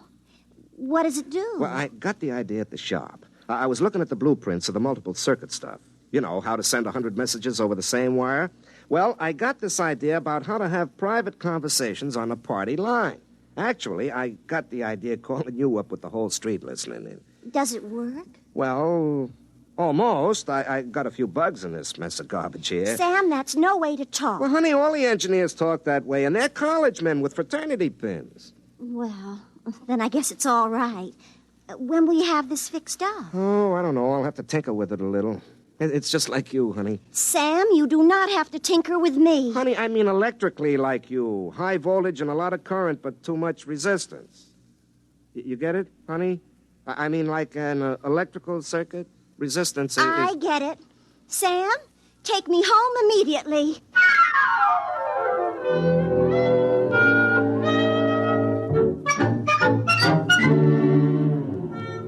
I was thinking of my invention on next Friday, July 2nd, about 6 o'clock. I was up a pole near Bridges Run, hunting for a break where the party line went dead. I hooked in my linesman's phone, but I couldn't get central. I was just about to pull my phone and get down when... Hey, that's impossible. The line checked out dead. Hello, who's this? Sam, this is you. Huh? What's that? This is you. You, Sam Yoder. Don't you recognize your own voice? This is you, Sam Yoder, calling from the 12th of July. Look, Mac, I'm working and I'm 50 feet up. Don't hang up. I'm not hanging up, but you'd better. Now, wait a minute. Do I know you? The voice is familiar. Sam, it's the 2nd of July where you are, and you're up a pole by Bridges Run. The line's dead in 2 places, or else I couldn't talk to you. Lucky, huh? Whoever you are, it isn't going to be lucky for you. But I'm you, and you're me. We're both the same Sam Yoder, only where I am, it's July 12th. Where you are, it's July 2nd. You've heard of time traveling? Well, this is time talking. You're talking to yourself. That's me. And I'm talking to myself. That's you. And it looks like we've got mighty good chances to get rich. Look, I don't believe this. All right, then listen. Do you remember the time you were out with Rosie at the drive-in movie over at the Wing? And the couple in the convertible next to you were naked. And then Rosie...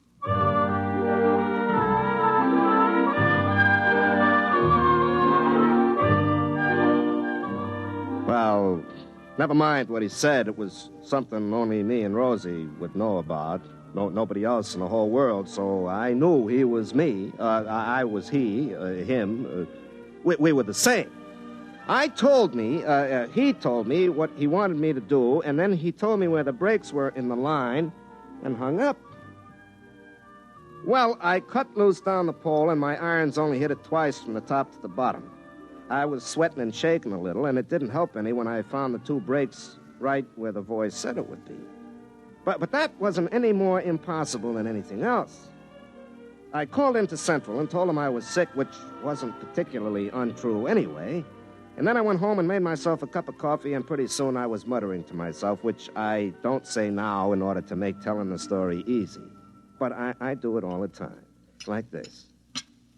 You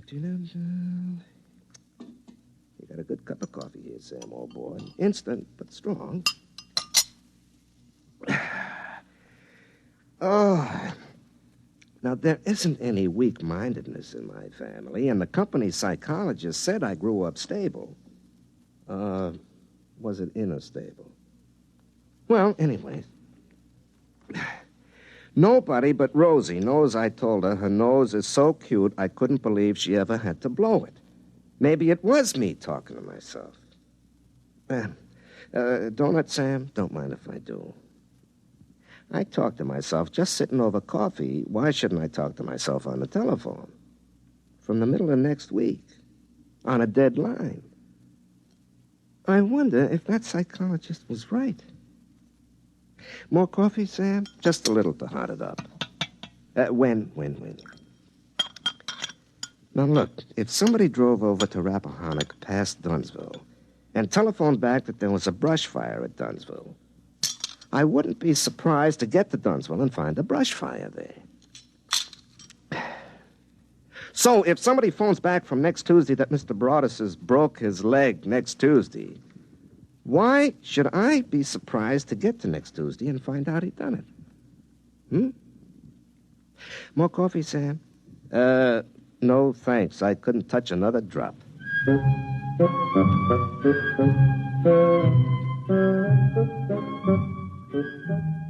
You see what I mean? Pretty soon I began to realize there was money in this thing, and I got to work on my invention, the one I meant to use for private calls on party lines. I got out the soldering iron and a bunch of components I liberated from the phone company, and I started to rearrange the circuits the way that voice on the telephone had told me to. It was a real breadboard job with wires hanging out of it like spaghetti, but finally I was done. I spliced my gadget onto my phone, then I broke the line to Central, rang it, and half a minute later... Hello? Hello? Hello, Sam. This is you in the 2nd of July. You got it all fixed up, huh? Yeah, it looks awful. Well, that's okay. You can straighten it out later. Okay, Sam, now we get rich together. Look, Sam, I want to ask you a few things about this gadget. Now, you know where those 4 transistors are hooked up bridging the... Look, Sam, you mind if we don't go into that right now? Yeah, but I want to know if I reverse the leads, will I... Some other time. Well, if you're too busy to talk... I'll tell you, I am kind of busy right now. You'll understand when you get to where I am. Look, I worked 6 hours on that thing because you said to it. Don't get mad, Sam. I'll tell you what. You go see Rosie and tell her about this and have a nice evening. Ha-ha. What do you mean, ha-ha? You'll find out. Knowing what I know, I'll even double it. Ha-ha, ha-ha.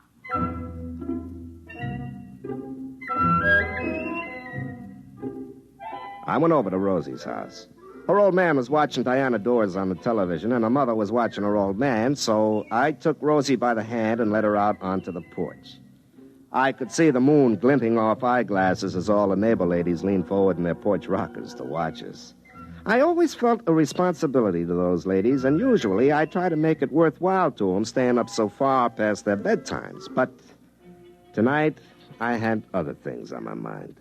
Sam, you didn't slick down your cowlick. I've told you, if you go on a date without slicking down your cowlick, it shows you have no respect for the girl. Rosie, forget my cowlick, huh? I could go inside and get some mustache wax. Pa keeps it because his crew cut always goes limp when the humidity gets above 60%. Rosie, will you listen to me?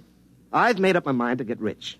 You ought to have everything your little heart desires. Now, suppose you tell me just what you want. I want your cowlick to lie down so I won't be ashamed in front of the neighbors. No, honey. Mink, chinchilla, a sports car, anything, whatever you want. Do you feel all right? Now, listen, honey. Nobody knows it, but tonight Joe Hunt and the widow Backus are eloping to North Carolina to get married. We'll find out about it tomorrow. And day after tomorrow, on the 4th of July, Dunsville is going to win the baseball game with Bradensburg, 7-5, all tied till the 9th inning, and then George Peavy is going to hit a homer with Fred Holmes on second base.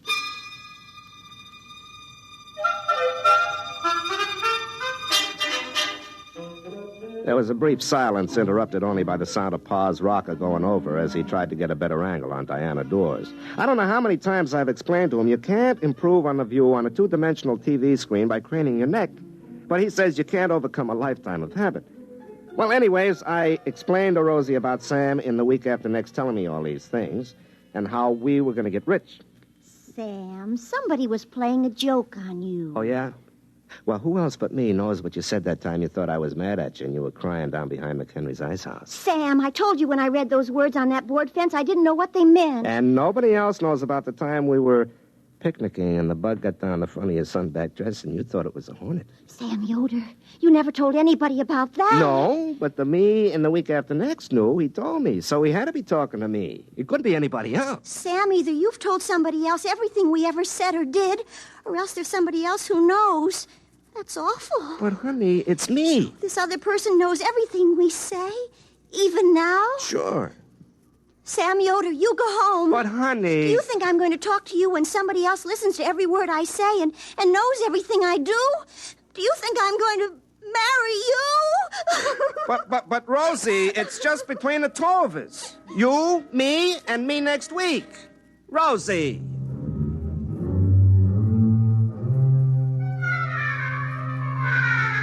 I stayed around till her father came out and asked me to go home so Rosie could finish crying and he could watch Hell's Angels on the Late Show in peace.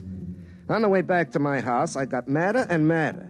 Sam, in the week after next, could have warned me about this, the louse. Well, I plugged in my gadget and rang, but I guess there was nobody home on July 12th because there wasn't any answer. And there wasn't any that night when I got home from work either. So I went around to see Rosie. The only reason I'm talking to you, Sam Yoder, is that Pa's inside sneering at Dorothy Kilgallen on What's My Line, and I don't think it's polite. You still mad at me? I never was mad at you. I'm mad at whoever was talking to you on the phone and knows all our private secrets. And I'm mad at you if you told him. Well, honey, I didn't have to tell him he's me. All he has to do is just remember. I tried to call him again last night and this morning, but he doesn't answer. Maybe he's gone off somewhere. Do you think it's polite to sneer at Dorothy Kilgallen? She knows so many important people by their first names, lots of them even for short. You think maybe it's all an illusion? You told me last night there'd be an elopement, and there was. Joe Hunt and the widow Backus, just like you said. Well, could have been a coincidence. I'm waiting to see if Dunsville beats Bradensburg 7-5 tomorrow. Yeah, I bet $11 on it. If that happens, I'll die. Why, honey? Because it'll mean that I can't marry you, ever. Because somebody else would be looking over your shoulder, and we would never be by ourselves all our lives, day or night.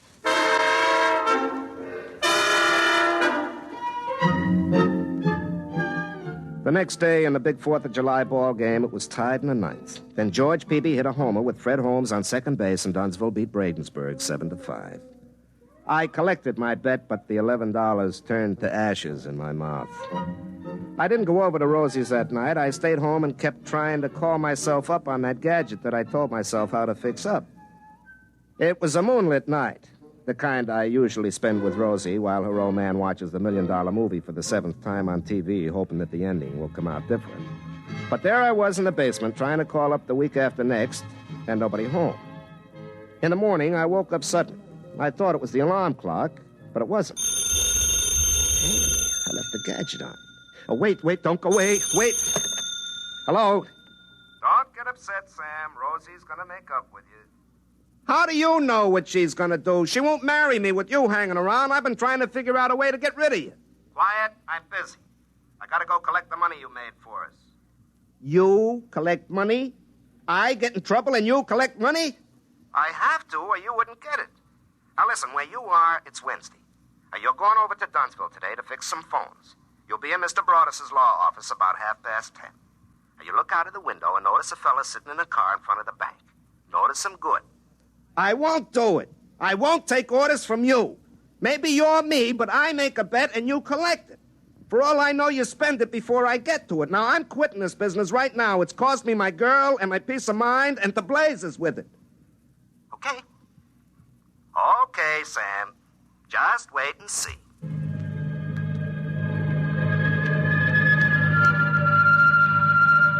The trouble with a story like this when you tell it is there isn't any suspense, like one of those old movies where a gypsy fortune teller tells George Raft he's going to be head gangster and fall in love and finally get shot by his best friend, played by Ralph Bellamy. And then the rest of the picture just goes like a local commuter train following a schedule. Well, sure enough, I was ordered over to Dunsville to fix the phones in Mr. Broaddus's office. Well, at 10:30, I happened to look out of the window, and there, sitting in a car with the motor running, was a reddish-haired man. Then suddenly 2 other men come running out of the bank carrying bags. Mr. Harrison, the guard, is shooting at them. And they're shooting back. And the car takes off like a big bird and shoots out of town. And Fred Hale comes tearing after him in the squad car right down Olympia Street. Unfortunately, Mrs. Monroe was turning left into the supermarket parking lot. She happened to be coming from the far right lane.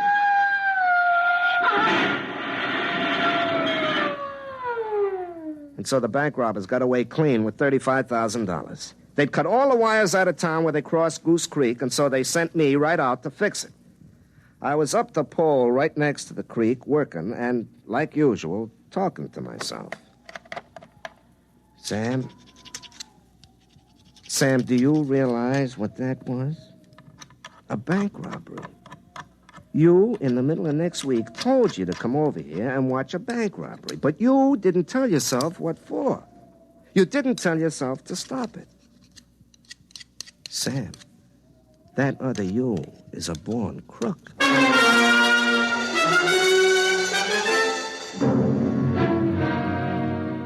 Then I realized it wasn't another me. It was me a week and a half later. If he was a born crook, so was I. Nothing could happen in a week and a half to change character like that. I couldn't even turn myself into the cops, because nobody would believe it. I suddenly realized I was an accessory before and after the fact of that bank robbery. And then I realized there was only one thing to do. That night, I drove over to Rosie's house. Her father had a jacket and tie on because he was expecting to visit Her Supreme Highness Princess Grace of Monaco and Slapsy Maxie Rosenblum with Ed Morrow face to face. I took Rosie out to the porch just as the princess invited Ed and Rosie's old man into a closet to see her shoes. Sam, what's the matter? You look awful. I am awful. Rosie, I come to tell you goodbye. I just found out I'm a criminal, so I'd better go and commit my crimes far away from hearth and friends who would be hurt. Sam, what's happened now? That bank robbery. I knew all about it before it happened. I called myself up and told myself, but I didn't let myself stop it. Don't you see? I'm an accessory both ways against the middle. I'm a criminal. So, Rosie, goodbye. Sam, you sit right down. Oh, it's in the blood, I guess, or the genes.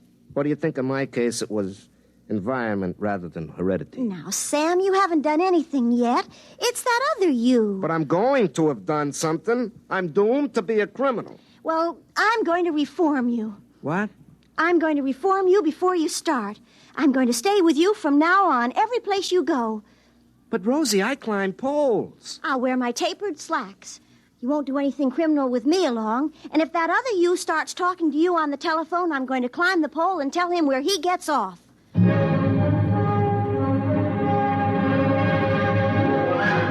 And that's just what she did. Wherever I went, Rosie went right along with me, carrying a 10-inch crescent wrench in case of emergencies, wearing her tapered slacks, which looked real good because, as a matter of fact, the slacks taper just a little more than Rosie does. Well, she made me stay over in her brother who was away in the Marines' room and locked me in at night. It went on that way for a couple of days. Rosie looking grim all day, not even holding hands or playing footy in the diner over coffee. We spent the evenings in her living room while her father watched Meet the Press and asked Nixon and Kefauver questions that they never even answered. I complained to Rosie that we had all the disadvantages of being married a long time without the obvious advantages. But her father told me to keep quiet and stop interrupting Steve Allen. Well, finally, on the 11th of July, we were driving in the phone company truck that Rosie was driving to make sure I didn't commit anything criminal like crossing the double white line or not stopping for a school bus. Do you realize tomorrow is the 12th? Yeah. That's the day the other you called you up from, isn't it? Yeah, that's right. Well, I've kept you honest. If you turn into a hoodlum between now and tomorrow... Rosie, look out, that car! Now, look what you did. Is the other man hurt? He's getting out of the car. Hey, Rosie, that here. Rosie, that's the man who... Get down, he's shooting at us. Why? Well, he's the man I saw outside the bank. He's one of the bank robbers. Look out, he's coming this way. He looks awful mad. Why not? We smashed his getaway car. Rosie, get behind me. I'll protect you.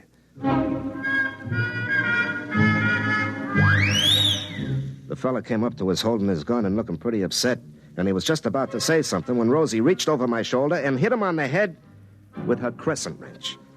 I took a length of wire and my pliers, and I had his hand spliced behind his back before he came to. We threw him in the back of the truck and took him into the sheriff at Dunsville. He confessed right away and told where his buddies were hiding out. Rosie locked me up in her brother's room again that night, and then it all came clear to me. In the morning, Rosie came out on the truck with me again, and she was still trying to reform me. I let her come along, but inside I was grinning. What are you sneering about, Sam? I'm not sneering, I'm grinning. Rosie, do you realize there's a $5,000 reward for those robbers? And we get it? Well, I'm still worried about that other you. Oh. Well, we'll take care of that right now. Sam, what are you doing? Now, just a minute, honey. I gotta climb that pole.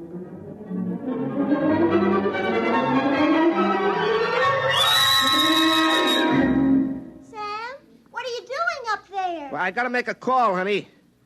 Hook up my little gadget. Now. Hello, who's this? Sam, this is you. Huh? What's that?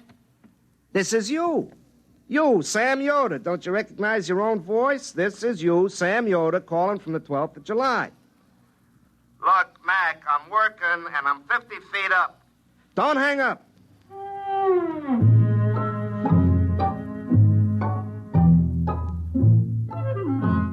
You see, it was me all the time. Here it was in the 12th of July, and I was talking to myself back in the 2nd of July, and it was the same conversation word for word. Oh, Sam, then it was you all the time. Uh-huh.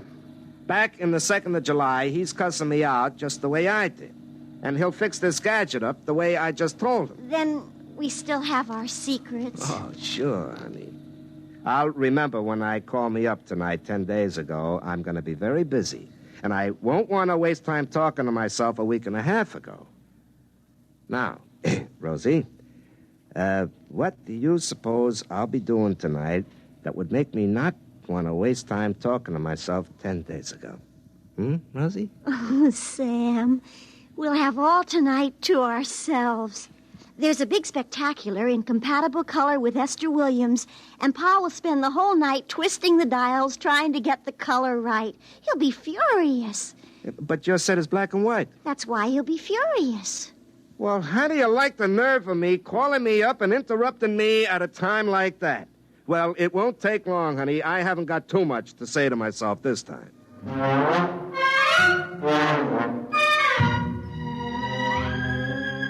Well, that's the way it went.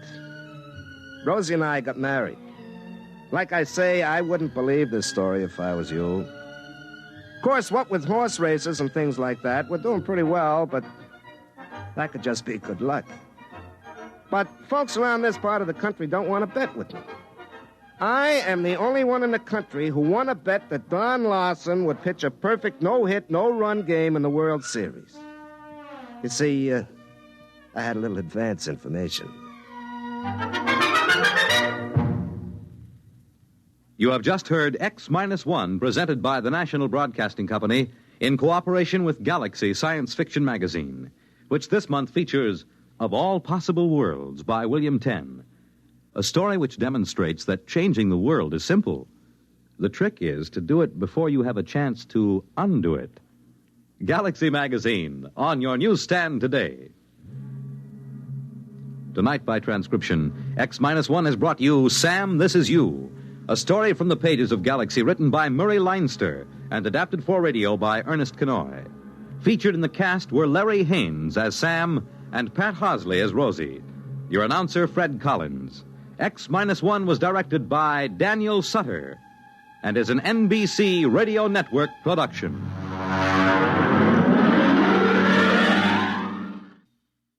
For eerie tales that set the scene for witches' flights this Halloween, hear Sleep No More tonight.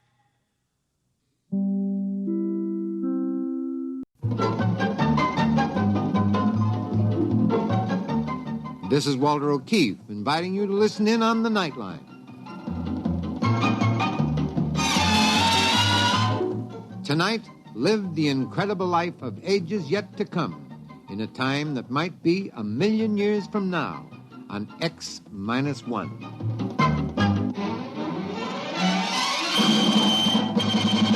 Now, an incredible story of the world beyond. Countdown for blast-off. X-5, 4, 3, 2, X-1, fire.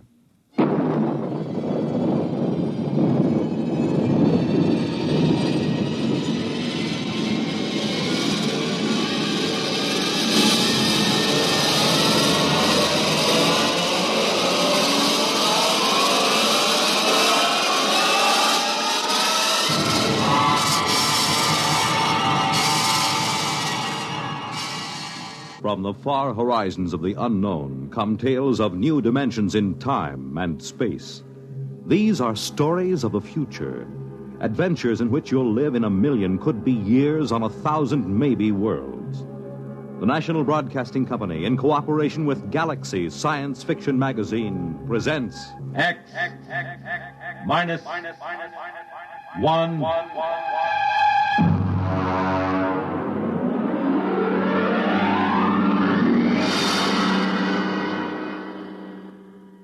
Tonight, The Haunted Corpse by Frederick Pohl.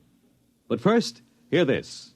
Whenever you want things to be just right, be it here or there or day or night, you make it Pabst, 'cause Pabst makes it perfect. Yes, Pabst makes it perfect. Just as we always have ever since 1844. So next time, you make it Pabst, because Pabst makes it perfect. America's Blue Ribbon beer from the Pabst Brewing Company, Milwaukee, Wisconsin. Yes, Pabst makes it perfect.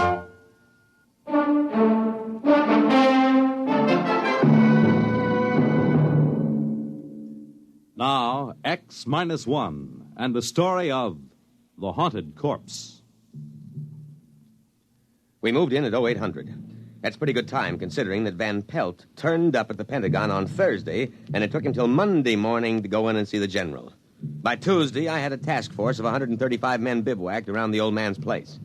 Corporal McCabe, my orderly, reported mission accomplished. Well, Colonel, there's a whole company dug in down the road right yonder, and wings is all set up right here like you done ordered. We got a covey of them recon cars from the cavalry roaming like a passel of June bugs quartering a handkerchief.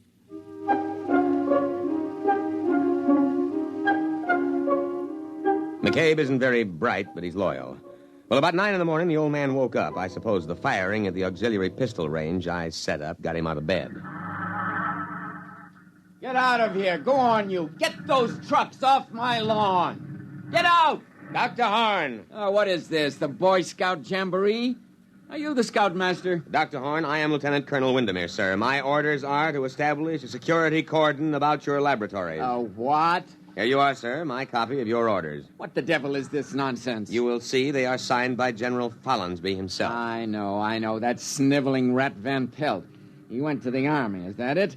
That mountainous, ungrateful tub of rancid lard went crawling into Washington and ratted to some tin soldier. Sir, General Follinsby is not a tin soldier. Is that it? Did Dick Van Pelt come to you with some cock and bull story? The chicken-livered, worm-eaten, misbegotten offspring of a... Dr. Horn, the general asked me to give you his personal assurance that we will not interfere in your work here.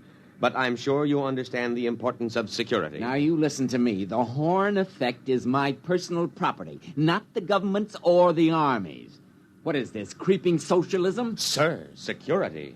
My orderly isn't cleared. Oh, that don't make no never mind, Colonel. I don't rightly grasp what he's saying nohow. McCabe, report to my tent. Oh, just when it's getting interesting.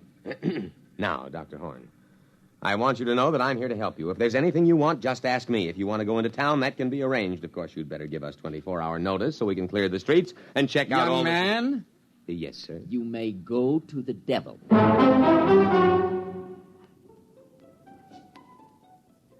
Of course, he went in to call the Pentagon and protest. He had a lot of spirit for an old civilian of about 75. Hello? This is Dr. Eric Horn. I want to protest an invasion of my privacy. Of course, Dr. Horn, I understand. There's an officious young Cub Scout out at my place making a pest of himself. A lieutenant something. Lieutenant Colonel Windermere. But I called Washington. Yes, sir, but our intercept monitor put the call through to me. We'll take care of any outside calls you wish to make. Of all the insufferable...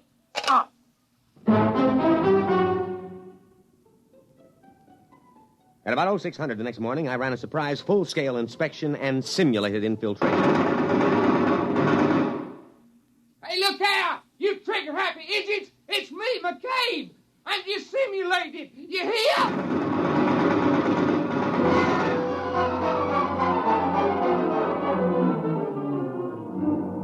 Fortunately, he was only grazed.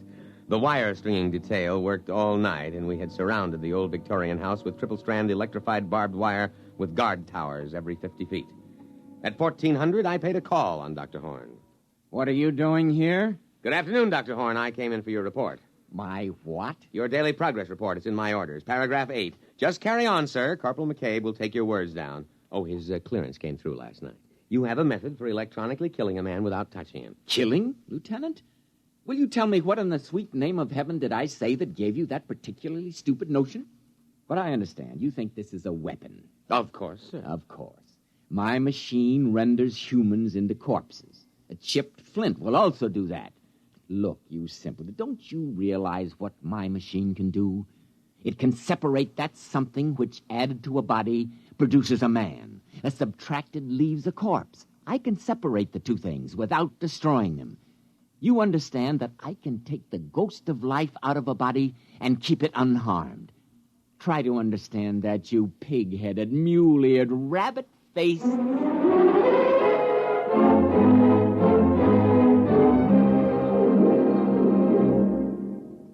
You're listening to The Haunted Corpse, tonight's attraction on X-1. You know, the property value of your home depends on the well-being of your community and your neighborhood, on things like good lighting for your streets, accessible parks and playgrounds, and cleaning up slums. And what others are doing, you can do. In Michigan, a city group launched Operation Bootstrap to rehabilitate houses, clean up slums, and interest everyone in better living standards. In Pennsylvania, a local real estate board surveyed every property in town, got 500 improved and 50 hopeless slums torn down. So help clean up slums and keep up your own home as well. To help keep your community sound, get into Action. Action is a national organization designed to help you protect the well-being of your community. For free information on your particular problem, write to Action, Box 20, Radio City Station, New York 20, New York.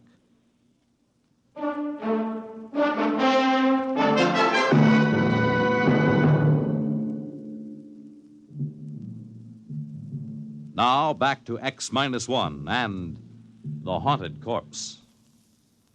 I terminated the interview and went back to headquarters to prepare my situation analysis. Van Pelt, all 300 pounds of him, was waiting for me.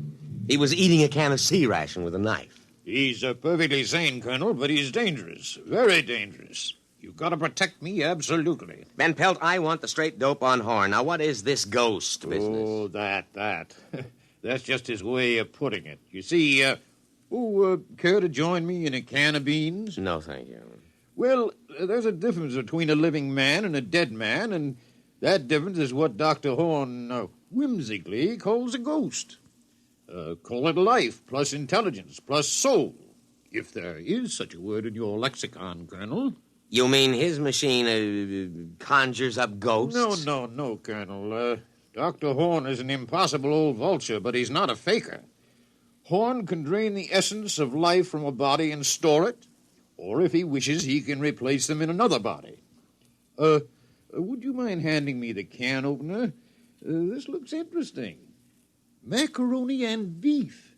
Supper ration.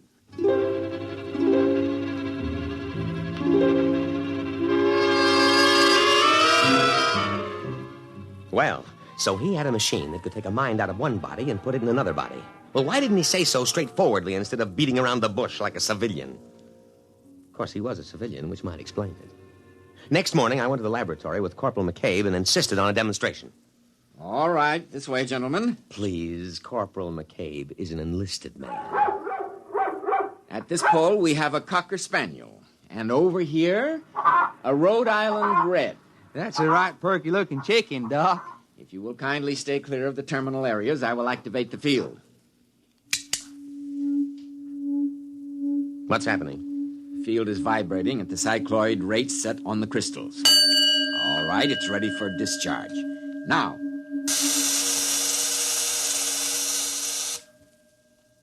Well? Watch. Here, Rover. Here, boy. Here, boy. Hey, that ain't no hound. That's the chicken. I know. Here, Rover. Well, I'll be pickled for an eel. That little old chicken is trying to wag its tail. And over here...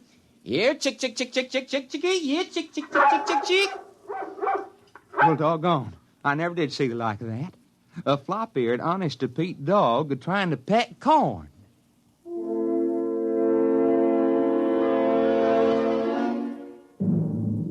I had a private conference with the old man later. Under Section K of my security regulations, I moved on my own initiative. Well, Lieutenant? Lieutenant Colonel, there is a slight difference. Well? Now, can you do this with people? Indeed I can. But the silly laws covering these things, they won't let me. I've tried. Imagine a simple exchange. A man dying of terminal cancer and a feeble-minded youth.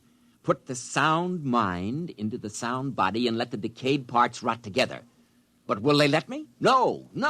You've never tried the machine on people? No. But you're here, a military man, Very brave. All I need is a volunteer. That coward Van Pelt refused. That's why he sneaked off to you. But a brave soldier like you... Negative, sir. Negative. But, Lieutenant... Negative, sir. And besides, I am not a lieutenant. I'm a field-grade officer. I don't believe you appreciate the investment the service has made in my training. However, if you need volunteers, the Army has a way of obtaining volunteers, sir. We'll see what we can do.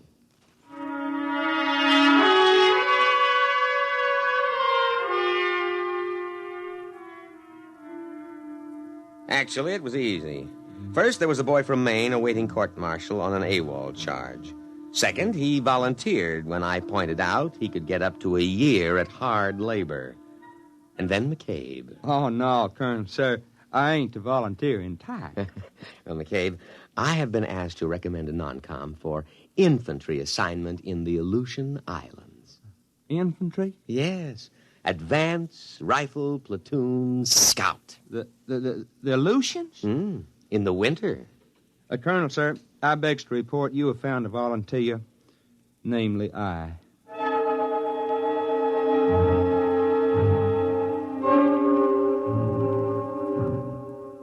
Dr. Horn had arranged the terminus of the machine poles to be tapped into metal helmets which were adjusted on the heads of the two men. This here reminds me of playing left tackle. Ready, Lieutenant? Ready. But, Colonel, sir, maybe I better not try this. Well, I mean, I cancel my GI insurance. The Aleutians? Yes, sir, Colonel, sir. Well, goodbye.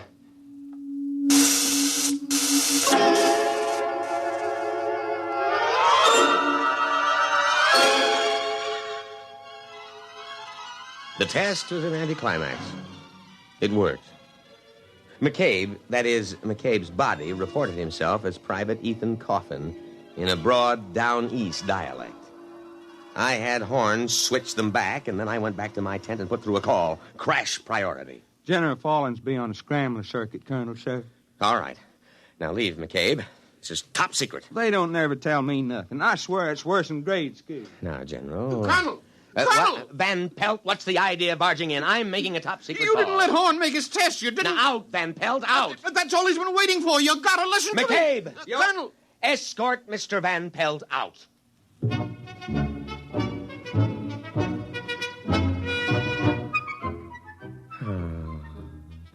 I was floating on a cloud of pure joy.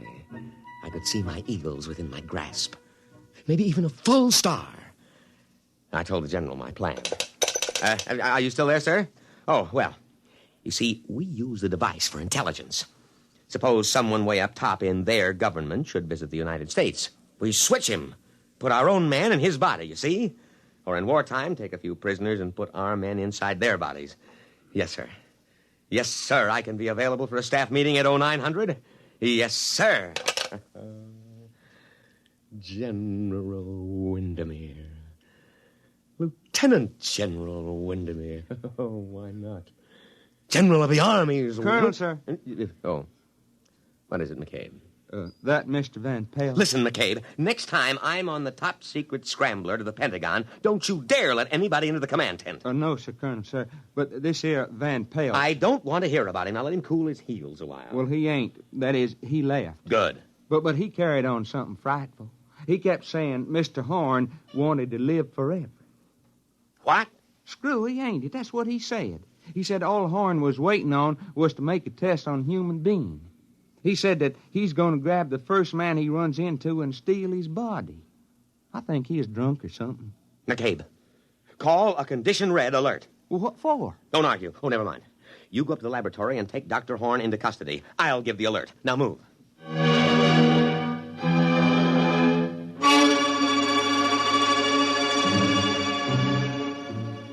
I could see it all immediately.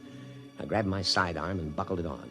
Then I threw the switch that signaled a red alert throughout the unit.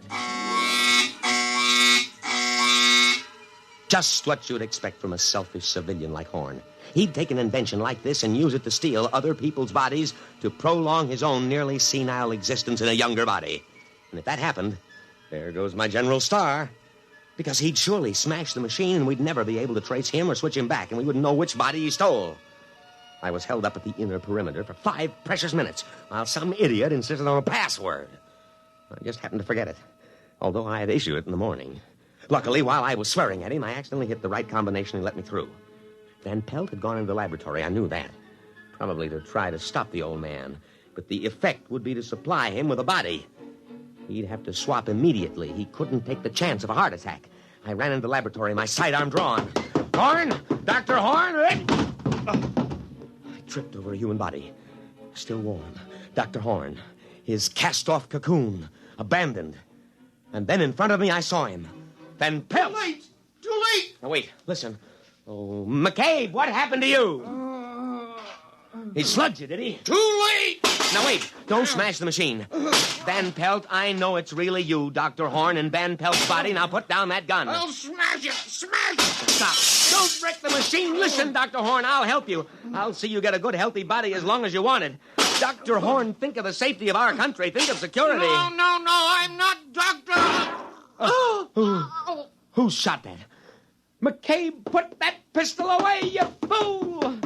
Oh, Horn. Dr. Horn, speak to me. Now, I know it's you in Van Pelt's body. Now speak to me, Dr. Horn. Oh, he's dead. McCabe, you simple-minded... Why did you kill him? Oh, everything is gone. My General Star, everything. All right, McCabe, report to your quarters. You'll get a court-martial that'll make your hair curl.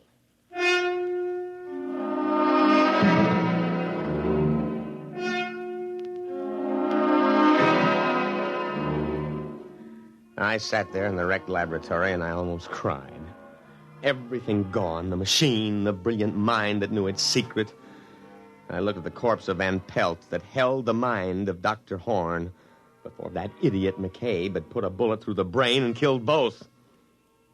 I could almost feel cheerful as I thought of the court-martial to come. It was at that moment that Sergeant O'Hare came in to tell me that McCabe wanted me on the telephone. I picked it up and waited to hear the miserable rat crawl and plead for mercy. Colonel, sir, this here's Corporal McCabe. McCabe, there is no use pleading for mercy. I trust you have managed to find your quarters. You're under arrest. That's what I thought. I don't think I'll stay for the court-martial, Lieutenant. They bore me. McCabe, but the voice.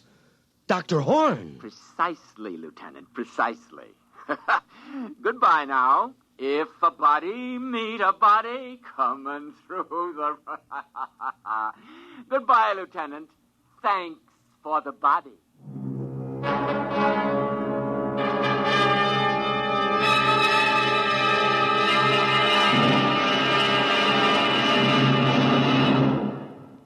Fred Collins again, and I'll have another word about X-1 in a moment. Have you ever asked yourself what this country's most important natural resource is? I'm Dorothy Olson, NBC Bandstand singing schoolteacher. Our most important resource? Well, you might consider it our mineral deposits, or our tremendous sources of water power, or maybe our great forests. Well, these are all very important natural resources, but there's one resource that's more important than all these combined. Our children. Don't neglect them or their educational facilities. Poor schools breed inadequate citizens for tomorrow. And another thing, keep your youngsters in tip-top shape so that they won't miss important school days. Dress them against the weather so they won't catch needless winter colds. Check their wardrobe as they go back to school this fall to be sure that they have plenty of the right kind of clothing. Remember, our children are this nation's most important natural resource. It's your job to protect their future as they go back to school this fall. You have just heard X-1, presented by the National Broadcasting Company in cooperation with Galaxy Science Fiction Magazine. Your announcer, Fred Collins. X-1 was an NBC Radio Network production.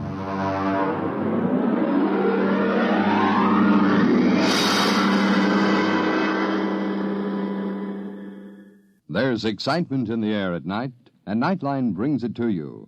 Hear Nightline with Walter O'Keefe, next on most of these NBC stations.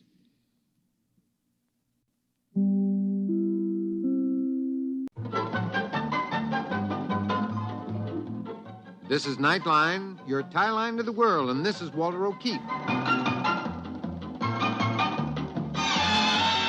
Tonight, a visit to worlds strangely different from ours, the world of the future, the world of X-1.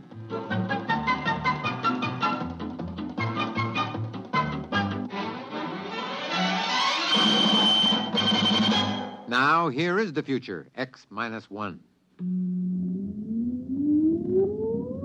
Countdown for blast-off. X-5, 4, 3, 2, X-1, fire.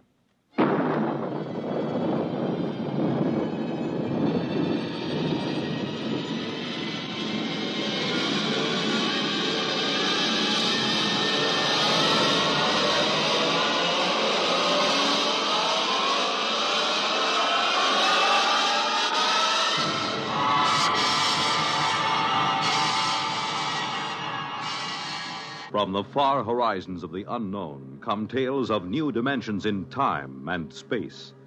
These are stories of the future, adventures in which you'll live in a million, could be years, on 1,000 maybe worlds. The National Broadcasting Company, in cooperation with Galaxy Science Fiction Magazine, presents X-1.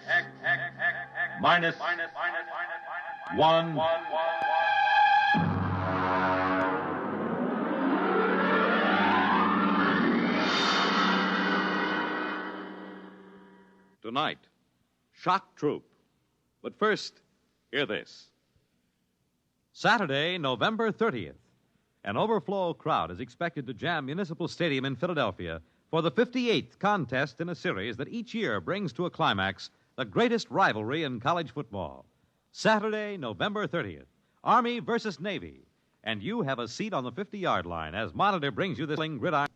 Mel Allen and Al Helfer will describe all the action, the excitement, the color of the game, as Army pits its bruising running attack against Navy's rugged defense and expert passing. You and your family won't want to miss the big Army-Navy football game, Saturday, November 30th, on Monitor. And you'll want to stay with Monitor for a weekend of sparkling and diversified entertainment. Celebrities, music, features, news, and sports. They're all on Monitor all weekend long.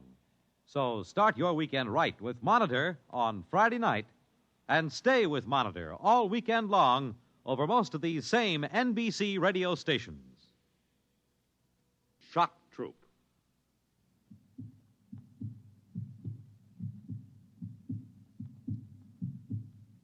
In all his 7 major campaigns, Commander Zeram Lassen had never faced anything like this. First, there was the heat, agonizing, insufferable heat. Then there were the jolts, the convulsions. But most unbearable of all was the cross pulse, the interminable, monotonous thump-thump of the cross pulse.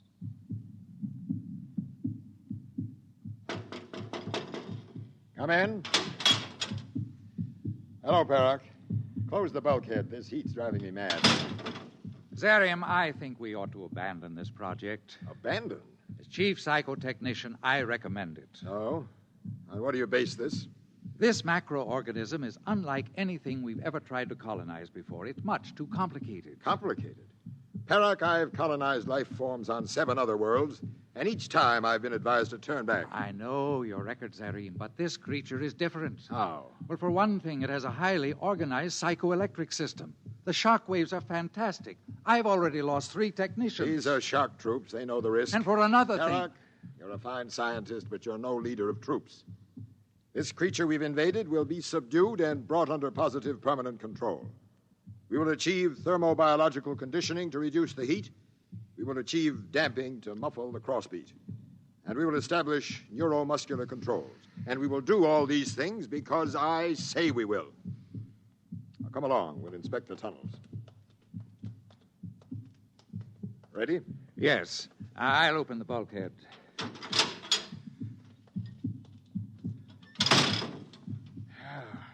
Feel that heat. Well, the thermo crews are doing everything they can to pull oxygen from the separators. Tell them to work faster.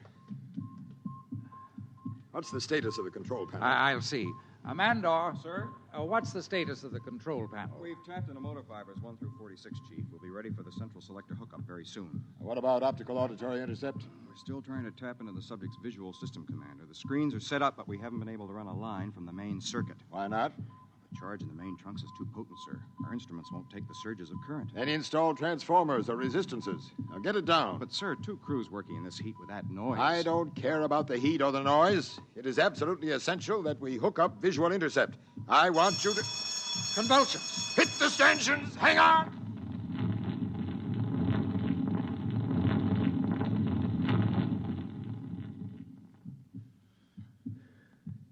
It's passed. I've never seen them quite this bad. How do you suppose causes them? I don't know. I suspect they're reflex actions. Sir? What? Do you suppose this creature knows we're inside it?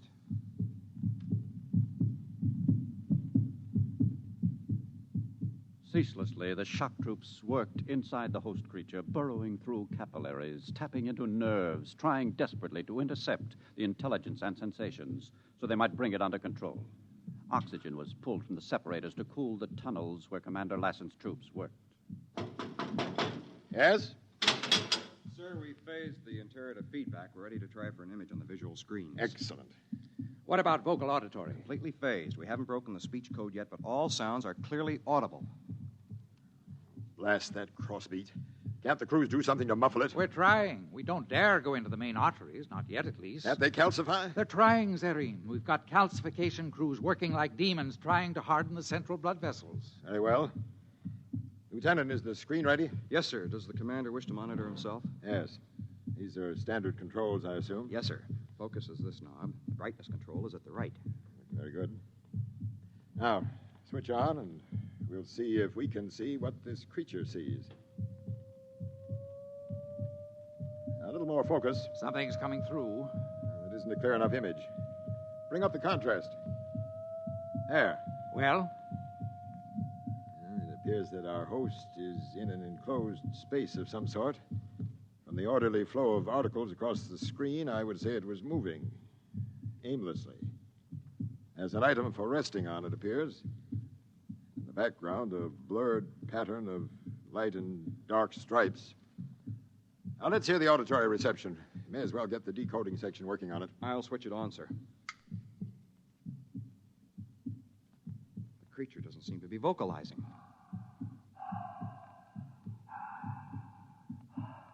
Now, what's the noise? I believe that's a respiratory sound, sir, made by the creature's oxygen plant. I'll try to eliminate it. Filter it out. Yes, sir. Doc. Doc, I tell you, I'm sick. It's vocalizing. I'm not.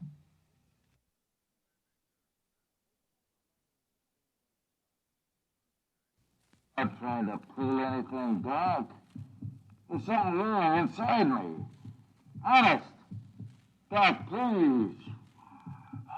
Try to break down the pattern. I want to know what the creature is communicating. Yes, sir. Well, Perrock, do you still think we should turn back? We've tapped into the creature's communication system, Zerim. I think controlling it is going to be another matter.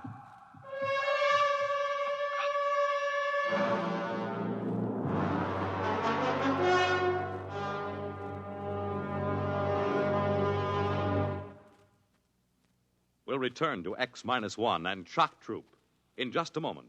But first...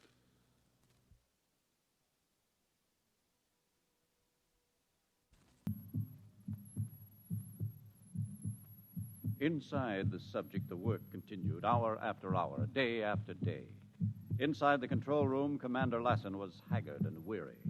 Outside, the crews labored in the tunnels, calcifying blood vessels, tapping into sensory nerves, tying circuits across sympathetic nerve fibers, and still no positive control. Zerim? Oh, Perrock, what's happening? Well, we're making slow progress, Zerim. Between the heat and the cross pulse, the men are beginning to crack up. They need a rest. Anyone caught loafing on the job will be fed into the disposal units. Those are my orders. Isn't that a bit hard? Are you questioning my authority? Yes, I think you've been working too hard. I'll have you... Listen. What? The silence. They've done it. Modification section is muffled the crossbeat. You're right. What a relief. Come on, let's try the audiovisual again. Maybe we'll be able to hear something now. There's a picture coming in. It's the same picture. Blurry, barred pattern. Objects for sitting and reclining. Switch on the auditory. Right. It's vocalizing. Listen. I guess I didn't. It happened all of a sudden.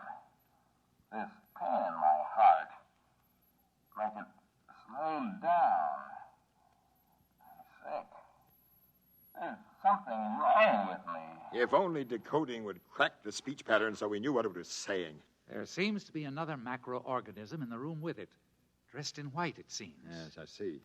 I'm not faking, Doctor. You gotta do something. I want the speech pattern given number one priority. No time for... That's condition red.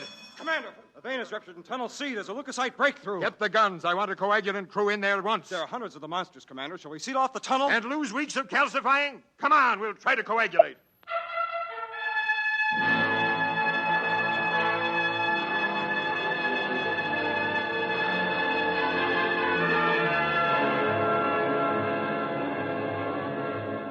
The commander joined the rush of frenzied emergency troops rushing into the corridor. Ahead, crews were lugging hand sterilizers and broad-spectrum coagulators. Inside the tunnel, the scene was bedlam. There was a break in the wall, hemorrhaging profusely. Crewmen waded knee-deep in the nauseous sea of thrombin. Red corpuscles knocked them off balance.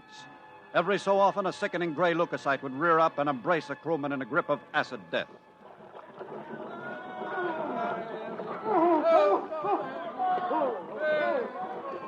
We'll have to retreat. The thrombin's rising. Lieutenant, give the order to fall back and seal off the tunnel. Yes, sir. Fall back! Seal the tube! Fall back!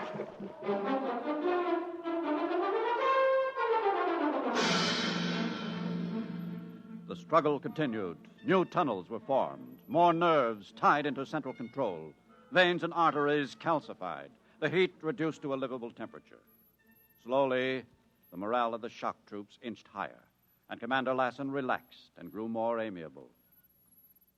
Well, Perrock, Ready for the big event? Yes, my crew is standing by. Good. We'll try an auditory visual intercept first, and then we'll attempt to control a few responses. We've tapped into the creature's hearing circuit now so that we can hear what it hears as well as what it says. Excellent. Switch on the screen. It's coming in now. The creature is still in the same room, alone, evidently.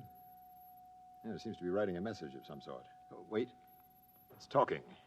My appeal was turned down, and this is it. Now, let's try a motor response. Lieutenant Mander. Sir? Which circuit controls the organism's right extremity? This one, sir. Are all circuits properly insulated against electrical surge? Up to 1 million dynarcs, Commander. Well, we've never encountered anything higher. That should be safe enough. And here goes.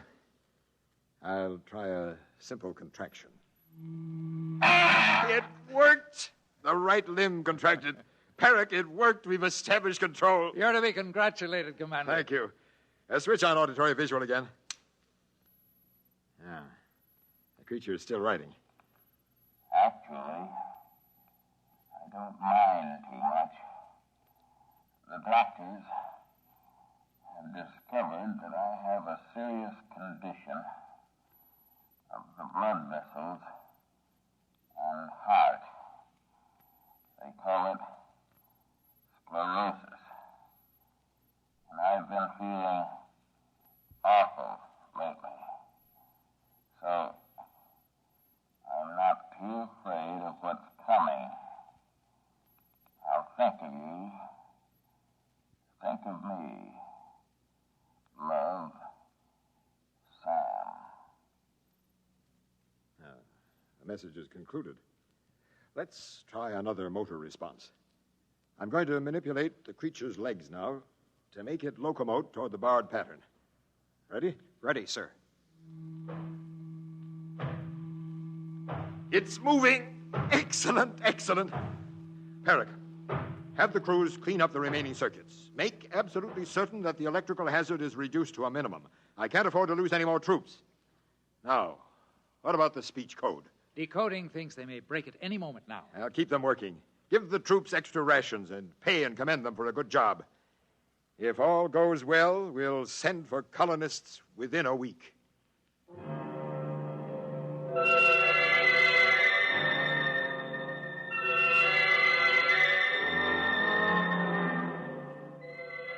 Exactly 1 week later, Commander Lassen, seated in a compartment that was now fully air-conditioned, silent, and filled with soft Valvaresian music, radioed to the Commissioner of Colonization.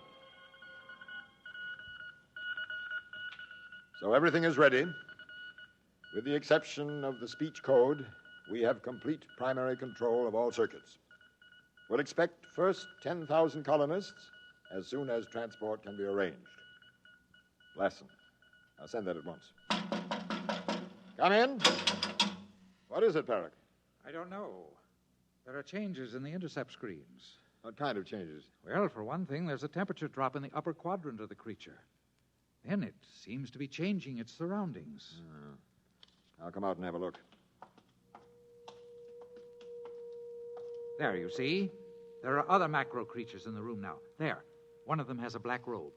Well, what's so alarming? The speech pattern of the black-robed creature is unlike anything we've ever heard before. Turn on auditory intercept.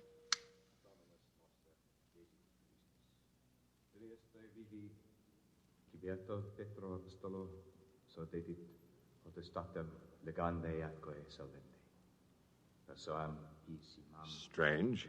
Look at the temperature drop up there. Let me try touching the creature's cranial region.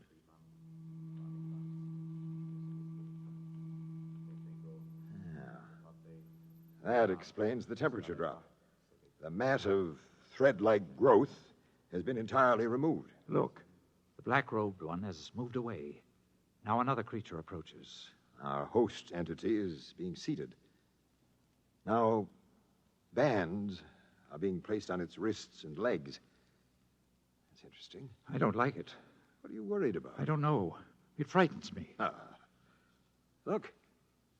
Now a dome-like object is being lowered over the creature's head, a great cupola. It's cutting out the light. Turn off the auditory. I don't want to die, Warden. Not in the electric chair. I wish we knew the speech code. Well, another few days and we'll have it broken. Then, total victory will be ours. Total victory. What's happening now, Zarim? I don't know. Everything is quiet. The creature is waiting in the dark for something to happen, apparently. I wonder what.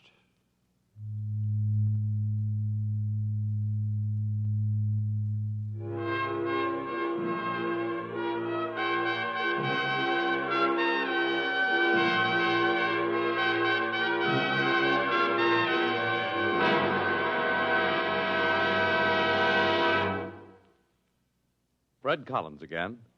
I'll have a word about our cast on X-1 in a moment. You have just heard X-1, presented by the National Broadcasting Company in cooperation with Galaxy Science Fiction Magazine.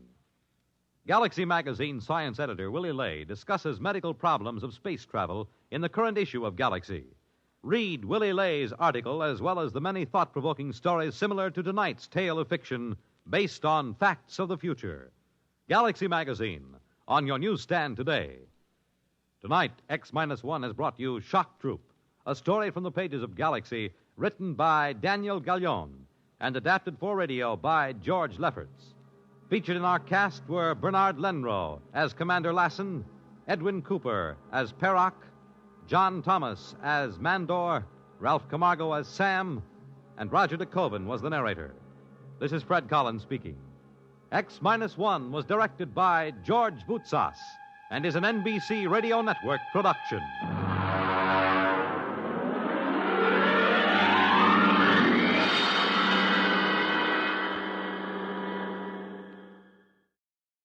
Walter O'Keefe is your guide to new worlds of nighttime entertainment on Nightline, tonight over most of these NBC radio stations.